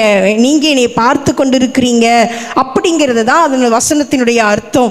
இருள் என்னை மூடிக்கொள்ளும் என்றாலும் இரவும் என்னை சுற்றிலும் வெளிச்சமாக இருக்கும். எப்படி அந்த முன்னால் உள்ள வசனங்கள் எல்லாம் நீங்கள் பார்த்தீங்கன்னா அதற்குரிய அர்த்தம் என்ன அப்படின்னா, ஆண்டவரே, நான் எங்கே போய் நான் ஒளிஞ்சிருந்தாலும், எங்கே போய் நான் மறைந்திருந்தாலும், யாருமே அறியாத ஒரு இடத்துல நான் காரியங்களை செய்தாலும், ஆண்டவரே, நீங்கள் அதை வெளிச்சத்தை போட்டு என்ன செஞ்சிடுறீங்க? பார்த்துடுறீங்க. உங்களுக்கு மறைவானது ஒன்றும் இல்லை என்று சொல்லி அந்த வசனத்தினுடைய அர்த்தமாக இருக்கிறது. சங்கீதம் 90வது அதிகாரம் 8வது வசனத்தில் பார்க்குறோம். சங்கீதம் 98, எங்கள் அக்கிரமங்களை உமக்கு முன்பாகவும் எங்கள் அந்தரங்க பாவங்களை உமது முகத்தின் வெளிச்சத்திலும் நிறுத்தினீர். ஹல்லேலூயா. பாருங்க, நம்முடைய அந்தரங்க பாவங்களை ஆண்டவர் அவருடைய வெளிச்சத்தில் என்ன செஞ்சிறாரா? நிறுத்துகிறார் என்று சொல்லி நம்ம பார்க்கிறோம் இல்லைங்களா? எனவே இதை நாம் அறிந்து கொள்ள வேண்டும். யாருக்கும் தெரியாதது என்பது இல்லை. நம்ம ஒருவேளை அது நமக்கு தெரிஞ்சிருக்கும், அது வேற யாருக்கு தெரிஞ்சிருக்குது? ஆண்டவருக்கு தெரிந்திருக்கிறது. எனவே அப்படிப்பட்ட அந்த மறைமுகமான காரியங்களுக்கு நாம் என்ன செஞ்சிருக்க வேண்டும்? விலகி இருக்க வேண்டும் என்பது ஆண்டவர் விரும்புகிறார். சரி, இன்னும் ஒரு சில குணங்களை நாம் பார்க்க இருக்கிறோம். இருளில் இருப்பவனுடைய குணங்கள் என்ன அப்படிங்கிறத நம்ம செக் பண்ணிக்கலாம். பாருங்க, வேதவசனத்தில் பார்க்கிறோம், நாம் தேவனோடு ஐக்கியப்பட்டவர்கள் என்று சொல்லியும் ஒருவன் இருளிலே நடந்தால் அவன் என்ன செய்வானா? அவன் ஒருவன் என்ன 1 யோவானில் ஒரு வசனம் பாருங்க. 1 யோவானில் முதல் அதிகாரத்தில் தான் போட்டிருக்கோம். 1 யோவான் 1:6 பார்ப்போமா? நாம் அவரோடே ஐக்கியப்பட்டவர்கள் என்று சொல்லியும் இருளிலே நடக்கிறவர்களாயிருந்தால் சத்தியத்தின்படி நடவாமல் பொய் சொல்லுகிறவர்களாயிருப்போம் என்று சொல்லி வேதவசனத்தில் போட்டிருக்குது. ஆனால் நம்ம சொல்கிறதெல்லாம் நம்ம அநேக நேரத்தில் நம்ம என்ன சொல்கிறோம் அப்படின்னா, நான் ஆண்டவரோட நான் ஐக்கியமாக இருக்கிறேன், நான் ஆண்டவரோட நான் நெருங்கி இருக்கிறேன் அப்படின்ட்டு நம்ம சொல்கிறோம், நம்ம நினைக்கிறோம். ஆனால் நம்முடைய செயல்கள் இருளிலே காணப்படுகிறது என்று சொன்னால் நமக்குள்ள சத்தியம் இல்லை என்பது அர்த்தம். எனவே இந்த நாட்களிலே ஒரு சில காரியங்களை செக்லிஸ்ட் மாதிரி நான் உங்களுக்கு சொல்கிறேன். இந்தந்த காரியங்கள் எல்லாம் நம்மக்கிட்ட இருக்குதா, நான் இருளில் தான் இருக்கிறேனா இல்லை வெளிச்சத்தில் இருக்கிறேனா என்பதை நம்மை ஆராய்ந்து பார்ப்பதற்கு அது ஏதுவாக இருக்கும். நம் தேவனுடைய பிள்ளைகள் தான், அதில் சந்தேகம் இல்லை. தேவன் நம்மளை அந்தகாரத்திலிருந்து ஒளிக்கு அழைத்திருக்கிறார், சந்தேகம் இல்லை.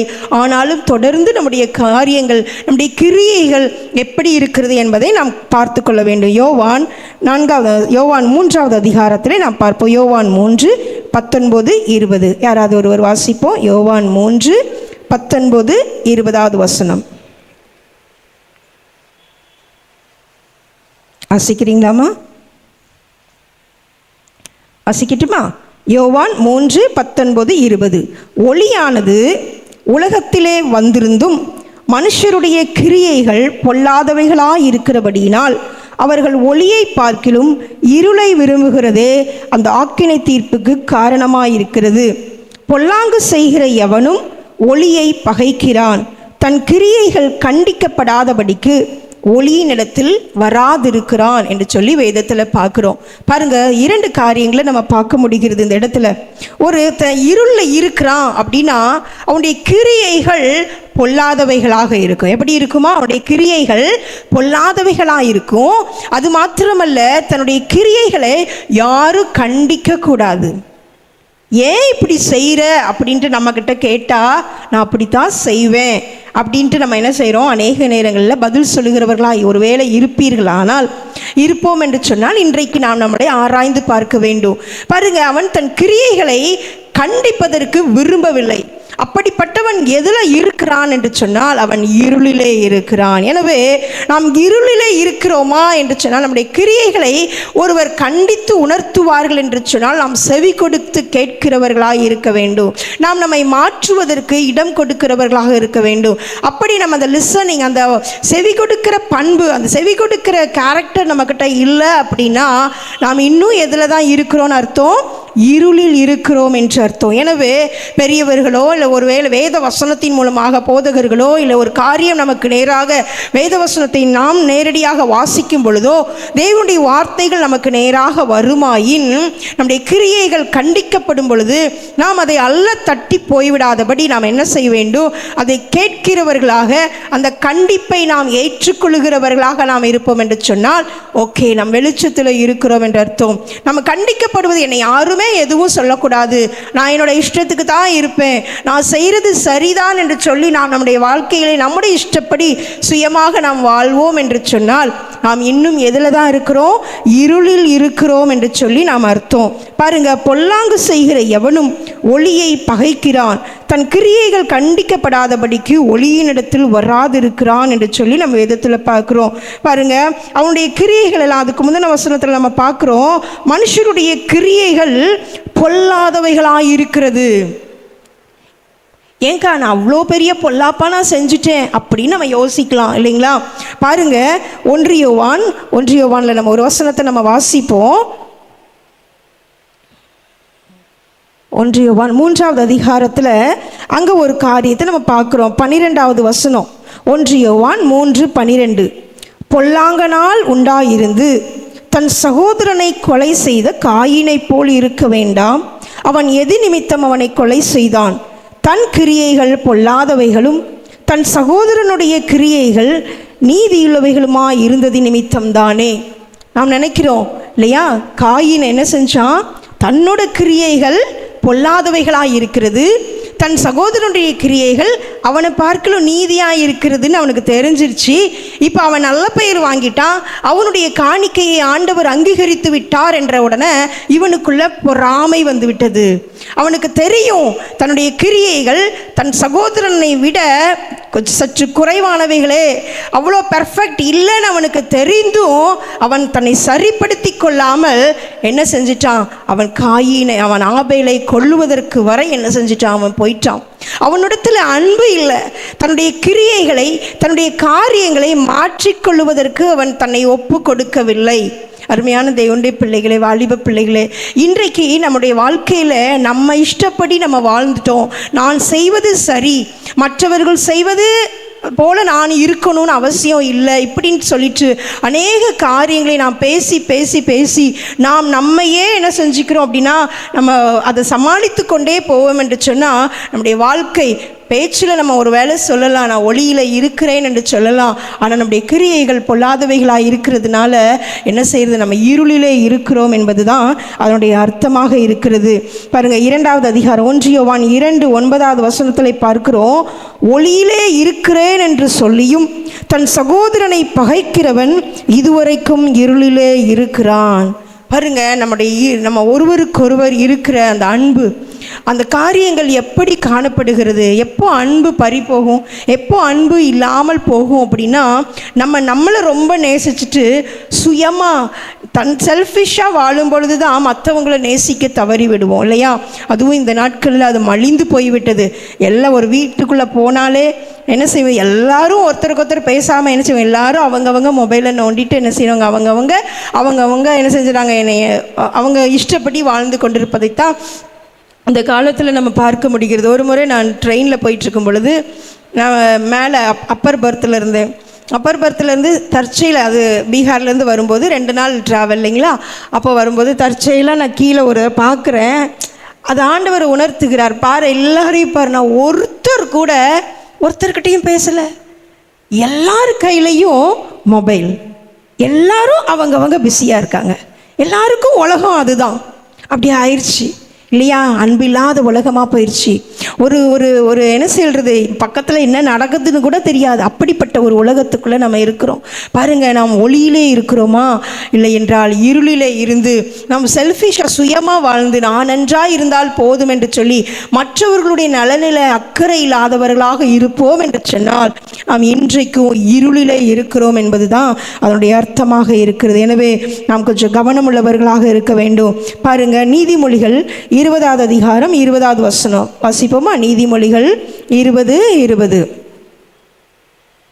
தன் தகப்பனையும் தன் தாயையும் தூஷிக்கிறவனுடைய தீபம் கார் இருளில் அணைந்து போகும். ஒருவேளை நம்ம எரிஞ்சிட்டு இருக்கலாம். வேத வசனத்திலிருந்து தான் அக்கா சொல்கிறேன், நல்லா கவனிப்போம். பாருங்கள், நம்முடைய வாழ்க்கை நம்முடைய தாயையும் தகப்பனையும் எந்த அளவுக்கு நாம் மரியாதை கொடுக்குறோம், எந்த அளவுக்கு நம்ம அவங்கள ரெஸ்பெக்ட் பண்ணுறோம். இங்கே பாருங்கள், தன் தகப்பனையும் தன் தாயையும் தூஷிக்கிறவனுடைய தீபம் கார் இருளில் அணைந்து போகும். வாழ்க்கை இருண்டு போய்விடும்.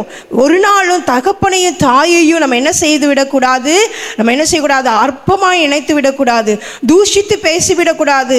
உங்களுக்கு என்ன தெரியும் அப்படின்னு சொல்லி எதுவும் என்ன செஞ்சிடக்கூடாது, ஹார்டாக என்ன செஞ்சிட கேட்டுறக்கூடாது. அவங்கக்கிட்ட அவங்களுக்கும் நமக்குள்ள ரிலேஷன்ஷிப் எப்போவுமே என்ன செய்யணும், அருமையானதாக இருக்கணும். ஒருவேளை இங்கே எல்லாருமே விசுவாசிகளுடைய பிள்ளைகளாக தான் இருப்பீங்கன்னு நினைக்கிறேன்.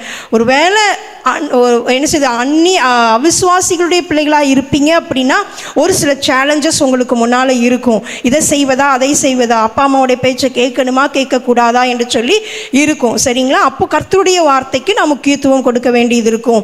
மற்றபடி தேவனுடைய பிள்ளைகளுக்கு பிறந்த பிள்ளைகள் என்ன செய்யணும், தாயையும் தகப்பனையும் மரியாதையோடு நாம் என்ன செய்ய வேண்டும், நடத்த வேண்டும் என்பதை நம்ம அறிந்து கொள்ளுங்க. அப்படி நம்ம தூஷிச்சோம் அப்படின்னா நம்ம எரிந்து கொண்டிருந்தால் கூட நம்முடைய தீபம் என்ன செஞ்சிருமா, அணைந்து போகும் என்று சொல்லி வேதவசனத்தில் பார்க்கிறோம். எனவே நம்முடைய கிரியைகள் நம்ம எப்படி நம்ம ஒருவருக்கொருவர் அன்பாக, ஒருவருக்கொருவர் நாம் பெரியவர்களுக்கு கொடுக்க வேண்டிய மரியாதையில் நம்ம எப்படி இருக்கிறோம் யோசித்து பார்ப்போம். ஆண்டவரே, என் வாழ்க்கை இன்றைக்கு இருளில் இருக்கிறதா இல்லை நான் வெளிச்சத்தில் நான் நடந்து கொண்டிருக்கிறேனா என்பதை சுற்று ஆராய்ந்து பார்ப்போம். அடுத்தபடியாக ஒரு காரியத்தை நான் பார்க்குறேன். 1 யோவான் 2வது அதிகாரம் 9வது வசனம். பாருங்கள், அதே வசனத்தை தான் நான் சொல்கிறேன். பாருங்கள், ஓகே இல்லை. அடுத்தபடியாக லூக்கா 11வது அதிகாரம் 34-35. லூக்கா 11:34-35. ஒரு 5-6 காரியங்களை சொல்லிவிட்டு நான் கடந்து செல்ல விரும்புகிறேன். லூக்கா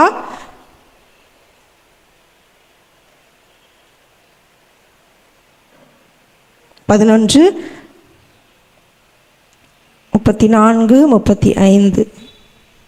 கண்ணானது சரீரத்தின் விளக்காயிருக்கிறது. உன் கண் தெளிவாயிருந்தால் உன் சரீரம் முழுவதும் வெளிச்சமாயிருக்கும். உன் கண் கெட்டதாயிருந்தால் உன் சரீரம் முழுவதும் இருளாயிருக்கும். ஆகையால் உன்னில் உள்ள வெளிச்சம் இருள் ஆகாதபடிக்கு எச்சரிக்கையாயிரு என்று சொல்லி வேதவசனத்தில் பார்க்குறோம் இல்லைங்களா? ஆண்டவர் நம்முடைய சரீரத்திலே நம்முடைய கண்களை விளக்காக வைத்திருக்கிறார். எல்லாரும் அறிந்திருக்கிறபடி நம்முடைய கண்களினால் என்ன செய்யணும், இச்சையோடு ஒரு காரியத்தை பார்த்தாலே, ஒரு ஆப்போசிட் செக்ஸில் உள்ளவங்களை இச்சையோடு பார்த்தாலே விபச்சாரம் செய்தாயிற்று என்று சொல்லி வேதத்தில் பார்க்கிறோம். இன்றைக்கு நமக்கு அதற்குரிய காரியங்கள் மிகவும் மலிவாக கிடைக்கிறது. காசே கொடுக்காம பாவம் செஞ்சிடலாம் இல்லைங்களா? அப்படிப்பட்ட ஒரு சூழ்நிலைக்குள்ளாக நாம் தள்ளப்பட்டிருக்கிறோம் அந்த ஜென்ரேஷன் பீப்புள். எனவே நமக்குள்ளே இருக்கிற வெளிச்சம் ஆல்ரெடி இருக்குது.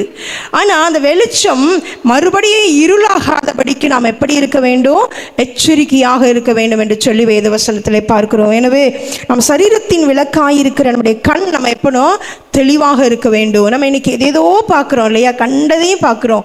அப்போ பார்க்கும் பொழுது நம்முடைய எண்ணங்கள், நம்முடைய சிந்தைகள், நம்முடைய பார்வைகள் எல்லாம் எப்படி இருக்கிறது என்று சொல்லி நம்ம அலசி ஆராய்ந்து யாருக்கும் தெரியாது, நம்முடைய தகப்பனுக்கு தெரியாது, நம்முடைய தாய்க்கு மறைச்சிடலாம், நம்முடைய ஃப்ரெண்ட்ஸ்க்கு மறைச்சிடலாம், நம்முடைய போதகருக்கு மறைச்சிடலாம், நம்ம என்ன செய்யலாம், அநேக நம்மளை நேசிக்கிறவர்களுக்கு மறைச்சிடலாம். நமக்கு தான் தெரியும் நம்ம எந்த அளவுக்கு நாம் அந்த இச்சையான பார்வைகளுக்கு இடம் கொடுக்கிறோம் என்று சொல்லி. எனவே அப்படிப்பட்ட காரியங்கள் நமக்குள்ளாக இருக்குமாயின் நம்முடைய கண் என்ன செய்யக்கூடாது, தவறு செய்யாதபடி நம்முடைய கண்கள் கண்களை பரிசுத்தமாக காத்துக்கொள்ள நம்ம கண்களோடு நம்ம என்ன செய்ய வேண்டும்? உடன்படிக்கை பண்ண வேண்டும். ஆண்டவரே, நான் கண்களினால் தவறானவைகளை பார்க்க மாட்டேன், ஆண்டவரே எனக்கு உதவி செய்யுங்க என்று சொல்லி அப்படி நாம் தவறு செய்வோம் என்று சொன்னால் நம்முடைய வெளிச்சம் என்ன செய்திடும்? அணைந்து போய் இருளாக மாறிவிடும் என்பதை நாம் மனதில் வைத்துக்கொள்ள வேண்டும். அடுத்தபடியாக ஏசாயா 50வது அதிகாரம் 10வது வசனம். ஏசாயா 50:19, 50:10வது வசனம். ஏசாயா 50:10.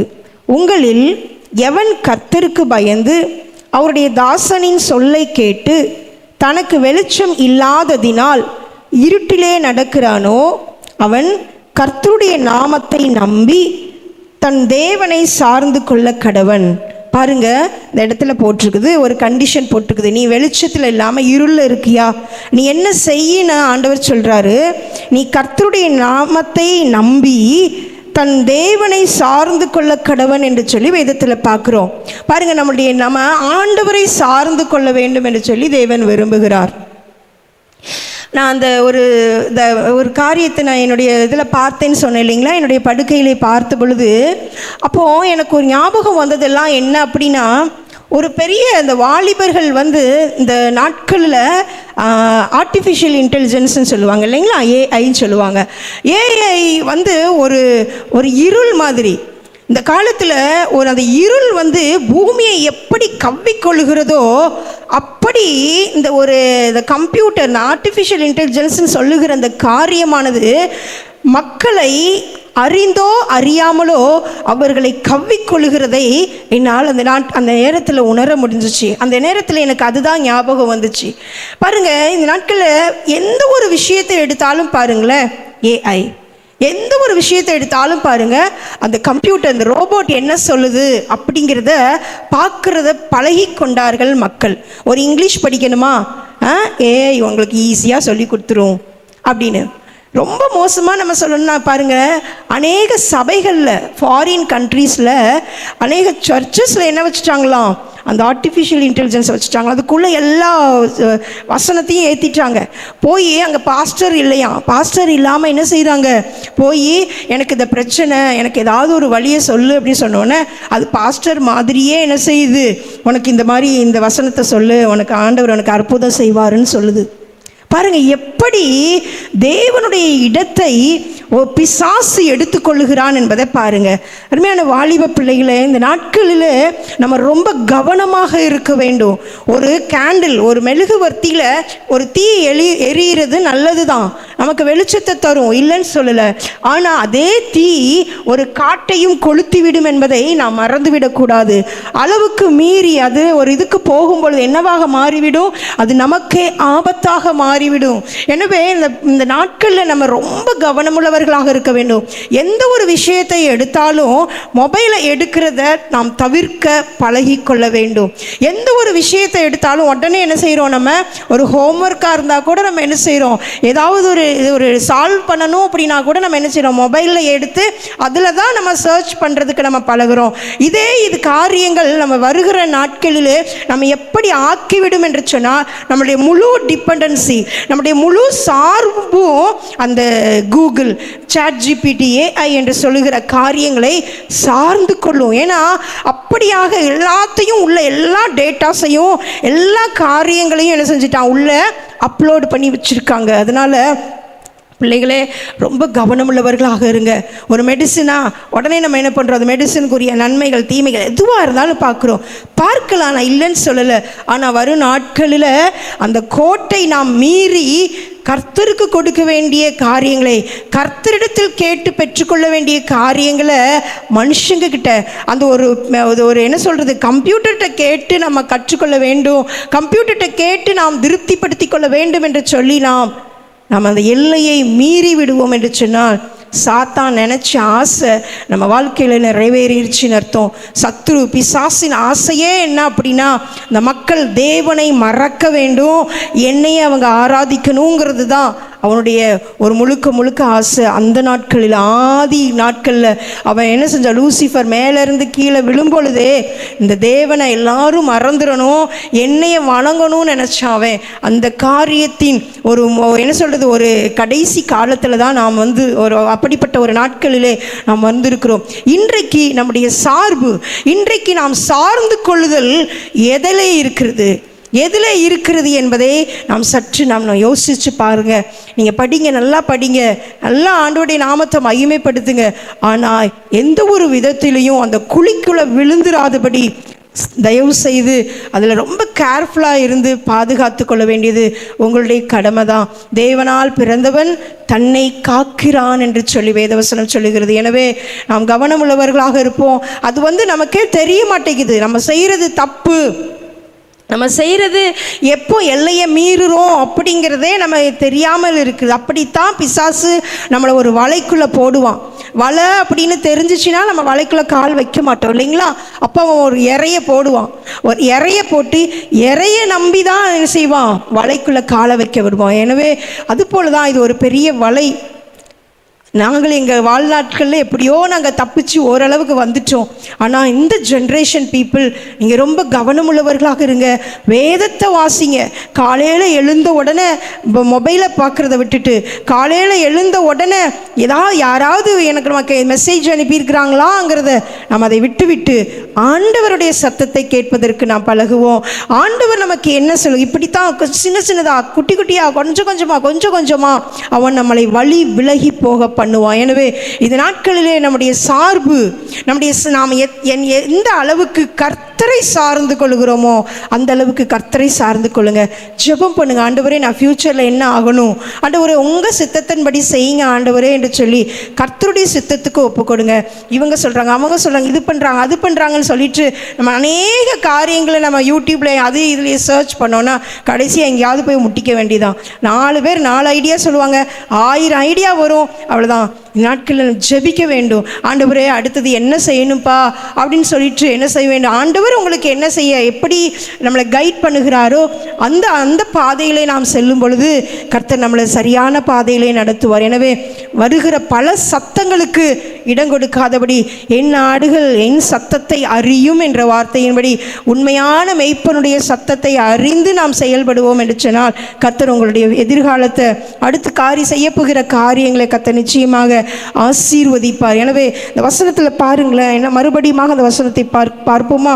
உங்களில் எவன் கர்த்தருக்கு பயந்து அவருடைய தாசனின் சொல்லை கேட்டு தனக்கு வெளிச்சம் இல்லாததினால் இருட்டிலே நடக்கிறானோ அவன் என்ன செய்யணுமா, அவன் கர்த்தருடைய நாமத்தை நம்பி தன் தேவனை சார்ந்து கொள்ள கடவன். ஹல்லேலூயா.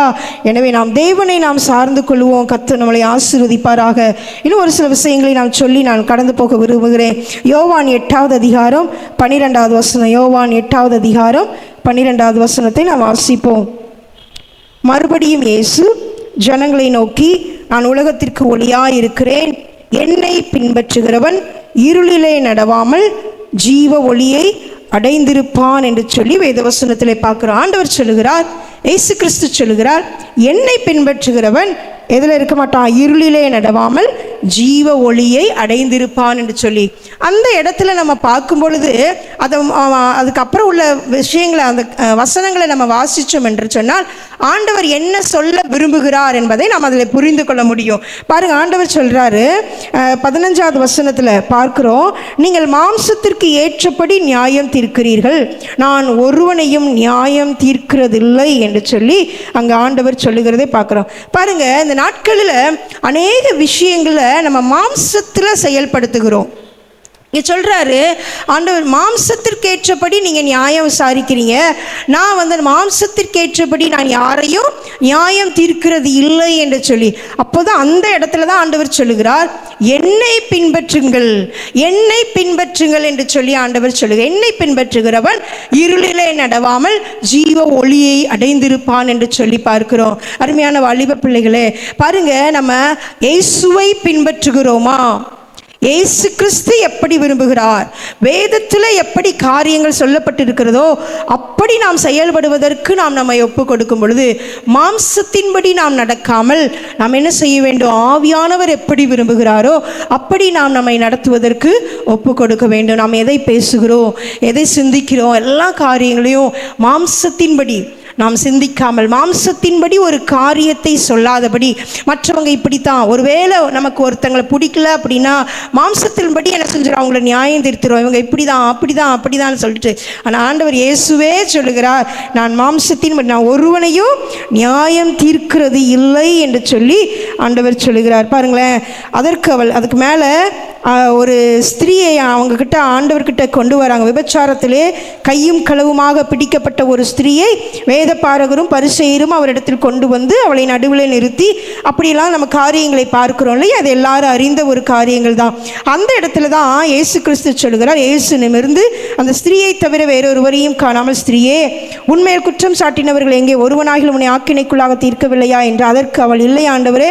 இயேசு அவளை பார்த்து என்ன சொல்றாரு, நானும் உன்னை ஆக்கினைக்குள்ளாக தீர்க்கிறது, நீ போ, இனி பாவம் செய்யாதே என்று சொல்லி ஆண்டவர் சொல்றார். பாருங்களேன் அருமையான பிள்ளைகளே, ஆண்டவர் ஏசப்பா கிட்ட இருந்து நம்ம கற்றுக்கொள்ள வேண்டிய விஷயங்கள் அதிகம். அந்த நீங்கள் மட்டும் மத்தேயு, மார்க்கு, லூக்கா, யோவான அழகாக ஒரு ஸ்டடி பண்ணி ஏசப்பாவோட குணங்களை நீங்கள் தியானிச்சிங்க அப்படின்னா ரொம்ப பியூட்டிஃபுல்லாக இருக்கும், ரொம்ப பியூட்டிஃபுல்லாக இருக்கும்.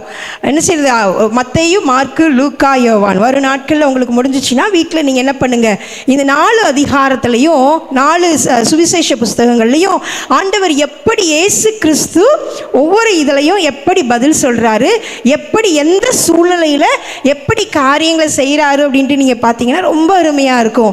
நம்மளாக இருந்தால் என்ன செஞ்சுருப்போம், பாருங்கள், அவள் உபச்சாரம் பண்ணிட்டா, அவள் பாவி அப்படின்னு நம்ம சொல்லியிருப்போம். ஆனால் இயேசு கிறிஸ்து சொன்னார், இனி பாவம் செய்யாதே, நானும் உன்னை ஆக்கினைக்குள்ளாக தீர்க்கிறதில்லை, நீ போ என்று சொல்லி அவளை விடுதலையாக்கி அனுப்பினார். ஹல்லேலூயா. நம்ம போகிற இடங்களில், நம்ம பேசுகிற காரியங்களில் விடுதலை வருகிறதா, இல்லை என்றால் ஒருத்தங்களை நம்ம அமிழ்த்தி விடுகிறோமா என்பதை யோசித்து பார்க்க வேண்டும். நம்ம போகிற இடங்களில் இந்த ஜீவ நதி எங்கெல்லாம் போகுதோ அங்கே சமாதானம் உண்டு இல்லையா, அங்கே என்ன செய்யுது, அங்கே எந்த நதி எங்கெல்லாம் பாய்கிறதோ அங்கெல்லாம் ஆரோக்கியம் உண்டு என்று சொல்லி வேதவசனத்தில் நம்ம பார்க்குறோம். நம்ம பேசுகிற பேச்சினால ஒருத்தங்க கிட்ட விடுதலை வருகிறதா, இல்லைன்னா நம்ம பேசுகிற பேச்சினால ஒருத்தங்க காயப்படுகிறார்களா, சற்று யோசித்து பார்ப்போமா? மாம்சத்தின்படி காரியங்களை செய்யக்கூடாது.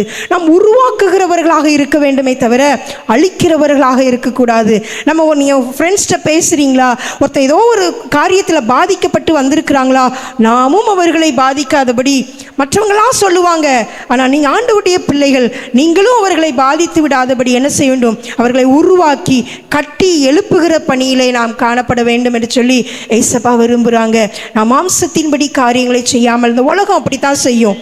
இந்த உலகம் அவங்க சொல்றது கரெக்ட் மாதிரி இருக்கும் இல்லையா, அவங்க மாம்சத்தில் வந்து விபச்சாரத்தில் பிடிச்சு கொண்டு வந்துட்டாங்க, பாருங்கள் நியாயப்பிரமாணம் இப்படி எழுதியிருக்கிறது இல்லையா அப்படின்னு ஏசப்பட்ட காட்டுறாங்க. ஏசிட்ட காட்டும் பொழுது தான் ஆண்டவர் இவளை என்ன சொல்லுகிறார், நான் உன்னை ஆக்கினைக்குள்ளாக தீர்க்க மாட்டேன், நீ போ, நான் இனி பாவம் செய்யாதே என்று சொல்லி அவளை விடுதலையாக்கி அனுப்புகிறாள். அதுக்கப்புறம் பாவம் செய்யலை, ஏசு கிறிஸ்துவை பின்பற்றுகிற ஒரு மகளாக மாறினாள். சரிங்களா? எனவே நம்ம பேசுகிற இடங்களில் ஒரு டிவிஷனை உருவாக்கக்கூடாது. நம்ம என்ன செய்யணும், உருவாக்குகிறவர்களாக நாம் காணப்பட வேண்டும். மாம்சத்திலே நாம் காரியங்களை செய்யாதபடி நாம் கவனமுள்ளவர்களாக இருக்க வேண்டும். இன்னும் 1-2 காரியங்களை சொல்லிட்டு நான் முடிக்க விரும்புகிறேன்.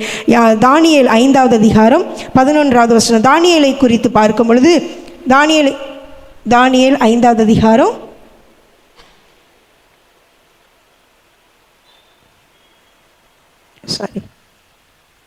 யாராவது எடுத்து வாசிக்க முடியுமா? தானியேல் 5, நான் எடுத்துட்டேன்னா வாசிக்கிறேன். தானியேல் 5வது அதிகாரம் 11வது வசனம் வாசிக்கட்டுமா? உம்முடைய ராஜ்யத்திலே ஒரு புருஷன் இருக்கிறான். தானியேலை குறித்து அங்கே சொல்லப்படுகிறது.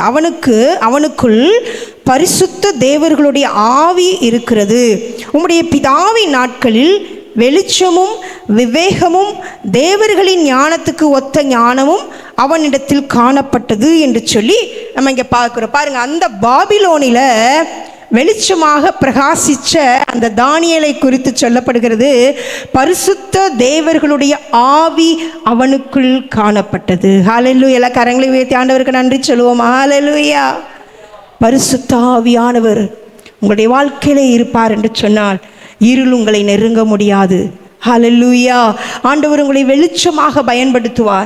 ஆண்டவர் உங்களை வெளிச்சமாக அநேகருக்கு ஆண்டவர் உங்களை பயன்படுத்துவார்.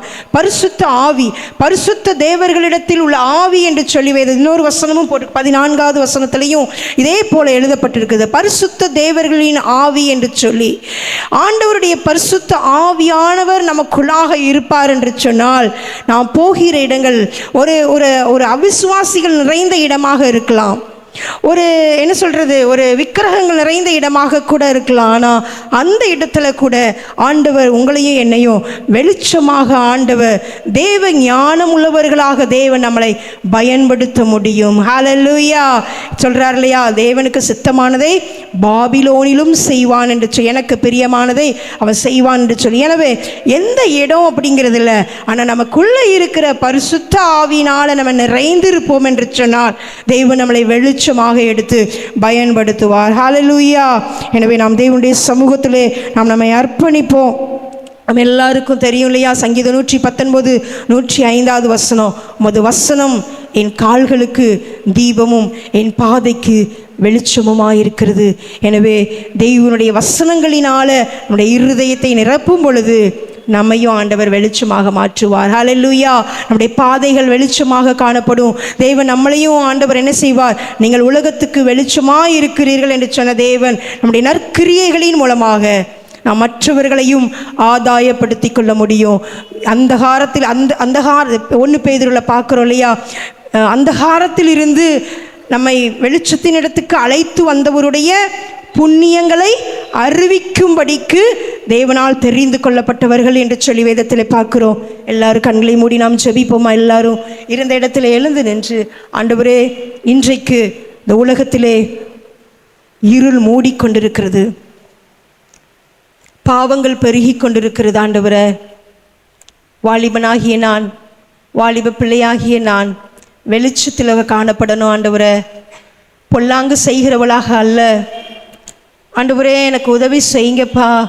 ஆண்டவரே, ஒருவரிடத்தில் ஒருவர் அன்புள்ளவர்களாக இருக்க வேண்டும்ப்பா. சுயநலம் உள்ளவர்களாக இருக்கக்கூடாது. ஆண்டவரே, தன் தகப்பனையும் தாயையும் தூஷிக்காதபடி எங்கள் தகப்பனையும் தாயை நாங்கள் மரியாதையோடு அவர்களை கனப்படுத்த எங்களுக்கு உதவி செய்யுங்க ஆண்டவரே என்று சொல்லி நாம் ஆண்டவரிடத்தில் வாய்களால் அறிக்கையிடுவோம். ஹல்லேலூயா. ஆண்டவரே, என்னை கண்களினாலே ஆண்டவரே நான் பாவம் செய்து ஆண்டவரே என் சரீரமாகிய ஆண்டவர் சரீரத்திற்கு நான் ஒரு இருளை நான் கொண்டு வரக்கூடாது. ஆண்டவரே, உன்னில் உள்ள வெளிச்சம் இருளாகாதபடிக்கு எச்சரிக்கையாயிரு என்ற வார்த்தையின்படி ஆண்டவரே இச்சையான பார்வைகளுக்கு இச்சையான காரியங்களுக்கு நான் என் வாழ்க்கையில் இடம் கொடுப்பேன் என்று சொன்ன ஆண்டவரே, என் வாழ்க்கை இருளிலே போய்விடுமே. ஆண்டவரே, நான் வெளிச்சத்தின் பிள்ளைகளாய் நடந்து கொள்ள வேண்டும், பகலின் பிள்ளைகளாய் நான் நடந்து கொள்ள வேண்டும். ஆண்டவரே, எனக்கு உதவி செய்யுங்க ஆண்டவரே என்று சொல்லி எல்லாரும் வாயிலை திறந்து கேட்போம். ஒவ்வொன்றாக நாம் அறிக்கையிடுவோம். ஆண்டவரே, இந்த நாட்களிலே என்னுடைய சார்ந்து கொள்ளுதல் ஆண்டவரே, உங்களை நான் சார்ந்து கொள்ளணும். அப்பா, எனக்கு உதவி செய்யுங்க. நான் எந்த ஒரு காரியத்தையும் உலகத்தின் எந்த ஒரு காரியத்தையும் நான் சார்ந்து கொள்ளாதபடி நான் உண்மையே முழுவதுமாக சார்ந்து கொள்ள உதவி செய்யுங்க ஆண்டவரே. உலகத்தில் உள்ளவைகளிலும் அன்பு கூறாதிருங்கள். ஒருவன் உலகத்தில் அன்பு கூர்ந்தால் அவனிடத்தில் பிதாவின் அன்பு இல்லை என்று பார்க்கிறோமே. ஆண்டவரே, எங்களை ஏமாற்றி கொண்டிருக்கிற ஆண்டவரே, எங்கள் கொஞ்சம் கொஞ்சமாக வழி விலகி பண்ண கொண்டிருக்கிற ஆண்டவரே இந்த பொல்லாத காரியங்கள் ஆண்டவரே எங்களை சுற்றி நெருக்கி கொண்டிருக்கும் பொழுது நாங்கள் கவனம் உள்ளவர்களாக எங்களில் உள்ள இருள் ஆண்டவரே எங்களில் ஆண்டவர் அகன்று போகும்படியாக ஆண்டவரே ஸ்தோத்திரம், எங்களுக்கு உதவி செய்யுங்கப்பா. நாங்கள் வெளிச்சத்தின் பிள்ளைகளாக இருக்க வேண்டும். எதை எடுத்தாலும் ஆண்டவரே நாங்கள் கூகுளை சார்ந்து கொள்ளக்கூடாது. எதை எடுத்தாலும் ஆண்டவரே நாங்கள் சாட் ஜிபிடியை சார்ந்து கொள்ளுகிறோமே. ஆண்டவரே, எங்கள் தேவனிடத்தில் ஜெபித்து ஞானத்தை பெற்றுக்கொள்கிறதை விட்டுவிட்டு ஆண்டவரே அநேக காரியங்களை தவறாக செய்து கொண்டிருக்கிறோமே. நாங்கள் மெல்ல மெல்ல வழி விலகி போய் கொண்டிருக்கிறோமே. ராஜா, எங்களுக்கு கிருபை தாங்க. எந்த எந்த ஒரு சிறு காரியமோ பெரிய காரியமோ கர்த்தரை சார்ந்து கொள்ளுகிற வாழ்க்கைக்கு நாங்கள் கடந்து வர எங்களுக்கு கிருபை தாங்க. எந்த ஒரு ஆண்டவரை நொடி பொழுதும் உம்மை நாங்கள் மறந்து போய்விடாதபடி நாங்கள் முற்றிலுமாய் நாங்கள் உம்மை சார்ந்து கொள்ள எங்களுக்கு கிருபை தாங்க ஆண்டவரே. ஹல்லேலூயா, ஹல்லேலூயா, ஹல்லேலூயா, ஹல்லேலூயா. ஆண்டவரே எங்களுக்கு உதவி செய்யுங்கப்பா, உதவி செய்யுங்க ஆண்டவரே. அப்பா, தானியேலை போல் எல்லாரும் கரங்களை உயர்த்தி ஆண்டவரிடத்தில் கேட்போமா? அப்பா, தானியேலை போல ஆண்டவரே பரிசுத்த ஆவியினால் தேவ ஆவியினால் நிரப்பப்பட்ட ஒரு பிள்ளைகளாய் நாங்கள் காணப்பட வேண்டும் அப்பா. ஹல்லேலூயா, ஹல்லேலூயா. எப்பேற்பட்ட இருளான இடமாக இருந்தாலும் அதிலே நாங்கள் வெளிச்சத்தை கொடுக்கிற பிள்ளைகளாய் ஆண்டவரே தேவ ஆவியினால் நிரப்பப்பட்ட பிள்ளைகளாய் நாங்கள் காணப்பட உதவி செய்யுங்க. அருமையான வாலிப பிள்ளைகளே, ஒவ்வொரு நாளும் அதிகாலை எழுந்து நீங்கள் ஜெபிக்கும் பொழுது பரிசுத்த ஆவியினால் நிறைந்து ஜெபித்து பாருங்க. ஆண்டவர் உங்களை அநேக தீமைகளில் இருந்து ஆண்டவர் உங்களை விலக்கி பாதுகாப்பார். எப்பொழுதும் filled by Holy Spirit அப்படிப்பட்ட ஒரு லைஃப்ல நீங்க இருந்தீங்கன்னா உங்களை பாவம் நெருங்க முடியாது, பாவம் நெருங்க முடியாது. ஹல்லேலூயா, ஹல்லேலூயா, ஹல்லேலூயா. தேவனால் பிறந்தவன் பாவம் செய்யான் என்ற வார்த்தை உண்மை. ஹல்லேலூயா. எனவே ஐயோ எல்லாரும் பாவம் செய்றாங்க, நான் எப்படி செய்யாம இருக்க முடியும் அப்படின்னு கேட்டு உங்களே நீங்க காம்ப்ரமைஸ் பண்ணிக்கொள்ளாதீங்க, உலகத்தோட காம்ப்ரமைஸ் பண்ணிக்கொள்ளாதீங்க. நாம் வேறுபட்ட ஒரு ஜீவியம் செய்ய வேண்டும், நாம் வேறுபட்ட ஒரு ஜீவியம் செய்யணும். ஹல்லேலூயா, ஹல்லேலூயா. எல்லாரும் ஆண்டவருடைய சேவகை மறுபடியும் கேட்போம். ஆண்டவரே எங்களை பரிசுத்த ஆவியினால நிரப்புங்க ஆண்டவரே. ஹல்லேலூயா. ஒரு நிமிஷம் ஆண்டவருடைய அந்நிய பாஷையில் நிரம்பி நாம் ஜெபிப்போமா? ஓ ரீபா ரபா ஷகதல ரத்யான மரபரவா. ஹல்லேலூயா. ரீபா ஹரபா ஷகதர பரியா. ஓ ரீபா பரபா ஷகல ரத்யான மரபரவா. ஓ எங்க பிள்ளைகளை நம்முடைய ஆவியினால் நிரப்புங்கப்பா, ஆவியினால் நிரப்புங்க ஆண்டவரே. ஓ ரீபா ஷகதர பரவா. anointed everyone of God. hallelujah. ஒவ்வொருவரை அபிஷேகிங்கப்பா, ஒவ்வொருவரை அபிஷேகிங்க கர்த்தாவே. hallelujah. இருள் விலகட்டும் ராஜா, இருள் விலகட்டும், இருள் விலகட்டும் ராஜா. hallelujah. இதோ இருள் பூமியை மூடு, காரிருள் ஜனங்களை மூடு, ஆனால் கர்த்தர் உண்மையில் வெளிச்சமாயிருப்பார் என்று சொல்லி வேதத்தில் பார்க்கிறோம் அல்லவா? ஓ நம்மை கைவிடாத தேவன், நம்மை கைவிடாத தேவன், நான் உலகத்திற்கு ஒளியாயிருக்கிறேன் என்று சொன்ன தேவன் தம்முடைய முகத்தின் பிரகாசத்தை உங்கள் இருதயங்களிலே பிரகாசிக்க பண்ணுகிற வல்லமையுள்ளவராக இருக்கிறார். ஓ ரீபா ஷகதரபரியாகதரபரவா. காரியங்களை கண்டு நீங்க பயப்படாதீங்க. ஐயோ நான் இதுல மூழ்கி போயிருவனோ, ஐயோ நான் இதிலிருந்து எப்படி வெளியில வர்றது எனக்கு தெரியல என்று சொல்லி ஒருவேளை வாலிப பிள்ளைகள் நீங்க கலங்கலாம். கலங்க தேவையில்லை. உங்களோடு கூட இருக்கிற ஆண்டவர் பெரியவர், ரோடு கூட இருக்கிற ஆண்டவர் பெரியவர், பெரியவர், பெரியவர். உங்களை வெளிச்சத்தின் பிள்ளைகளாய் நீங்க காத்து கொள்வதற்கு தேவனிடத்தில் உங்க கரத்தை கொடுங்க. ஆண்டவர் உங்களை கரம் பிடித்து நடத்துவதற்கு அவர் போதுமானவர். ஹல்லேலூயா, ஹல்லேலூயா, ஹல்லேலூயா. பரிசுத்தமுள்ள நல்ல தகப்பனே, எங்களோடு பேசின நல்ல கிருபைகளுக்கு நன்றி. இருளிலே எதிரெல்லாம் நாங்கள் நடக்கிறோம் என்பதை எங்களுக்கு காண்பித்து ஆண்டவரே இன்றிலிருந்து வெளிச்சத்தை காண்பித்த நல்ல கிருபைகளுக்கு ஸ்தோத்திரம். அதில் நடக்கிறதற்கு, தொடர்ந்து நடக்கிறதற்கு, விழாமல் நடக்கிறதற்கு, இடையிலே விழாமல் நடக்கிறதற்கு, நிலைத்து நடக்கிறதற்கு எங்களுக்கு உதவி செய்யுங்க. இயேசுவின் நாமத்தில் ஜெபங்க பிதாவே. என்ன சொல்லாமா? கண்ணை மூடி சொல்லலாமா? என் ஆத்துமாவே கர்த்தரை ஸ்தோத்திரி, என் முழுமே அவருடைய பரிசுத்த நாமத்தை ஸ்தோத்திரி. என் ஆத்துமாவே கர்த்தரை ஸ்தோத்திரி, கர்த்தர் செய்த சகல உபகாரங்களையும் மறவாதே. ஆமேன். அல்லேலூயா, அல்லேலூயா. நம்முடைய கர்த்தராகிய இயேசு கிறிஸ்துவின் கிருபையும் பிதாவாகிய தேவனுடைய அன்பும் பரிசுத்த ஆவியானுடைய ஐக்கியமும் நம் யாவரோடும் செய்தி கேட்ட செய்தி கொடுத்த நம்முடைய பிள்ளைகளோடு வருகை பெருந்து இருப்பதாக. ஆமென்.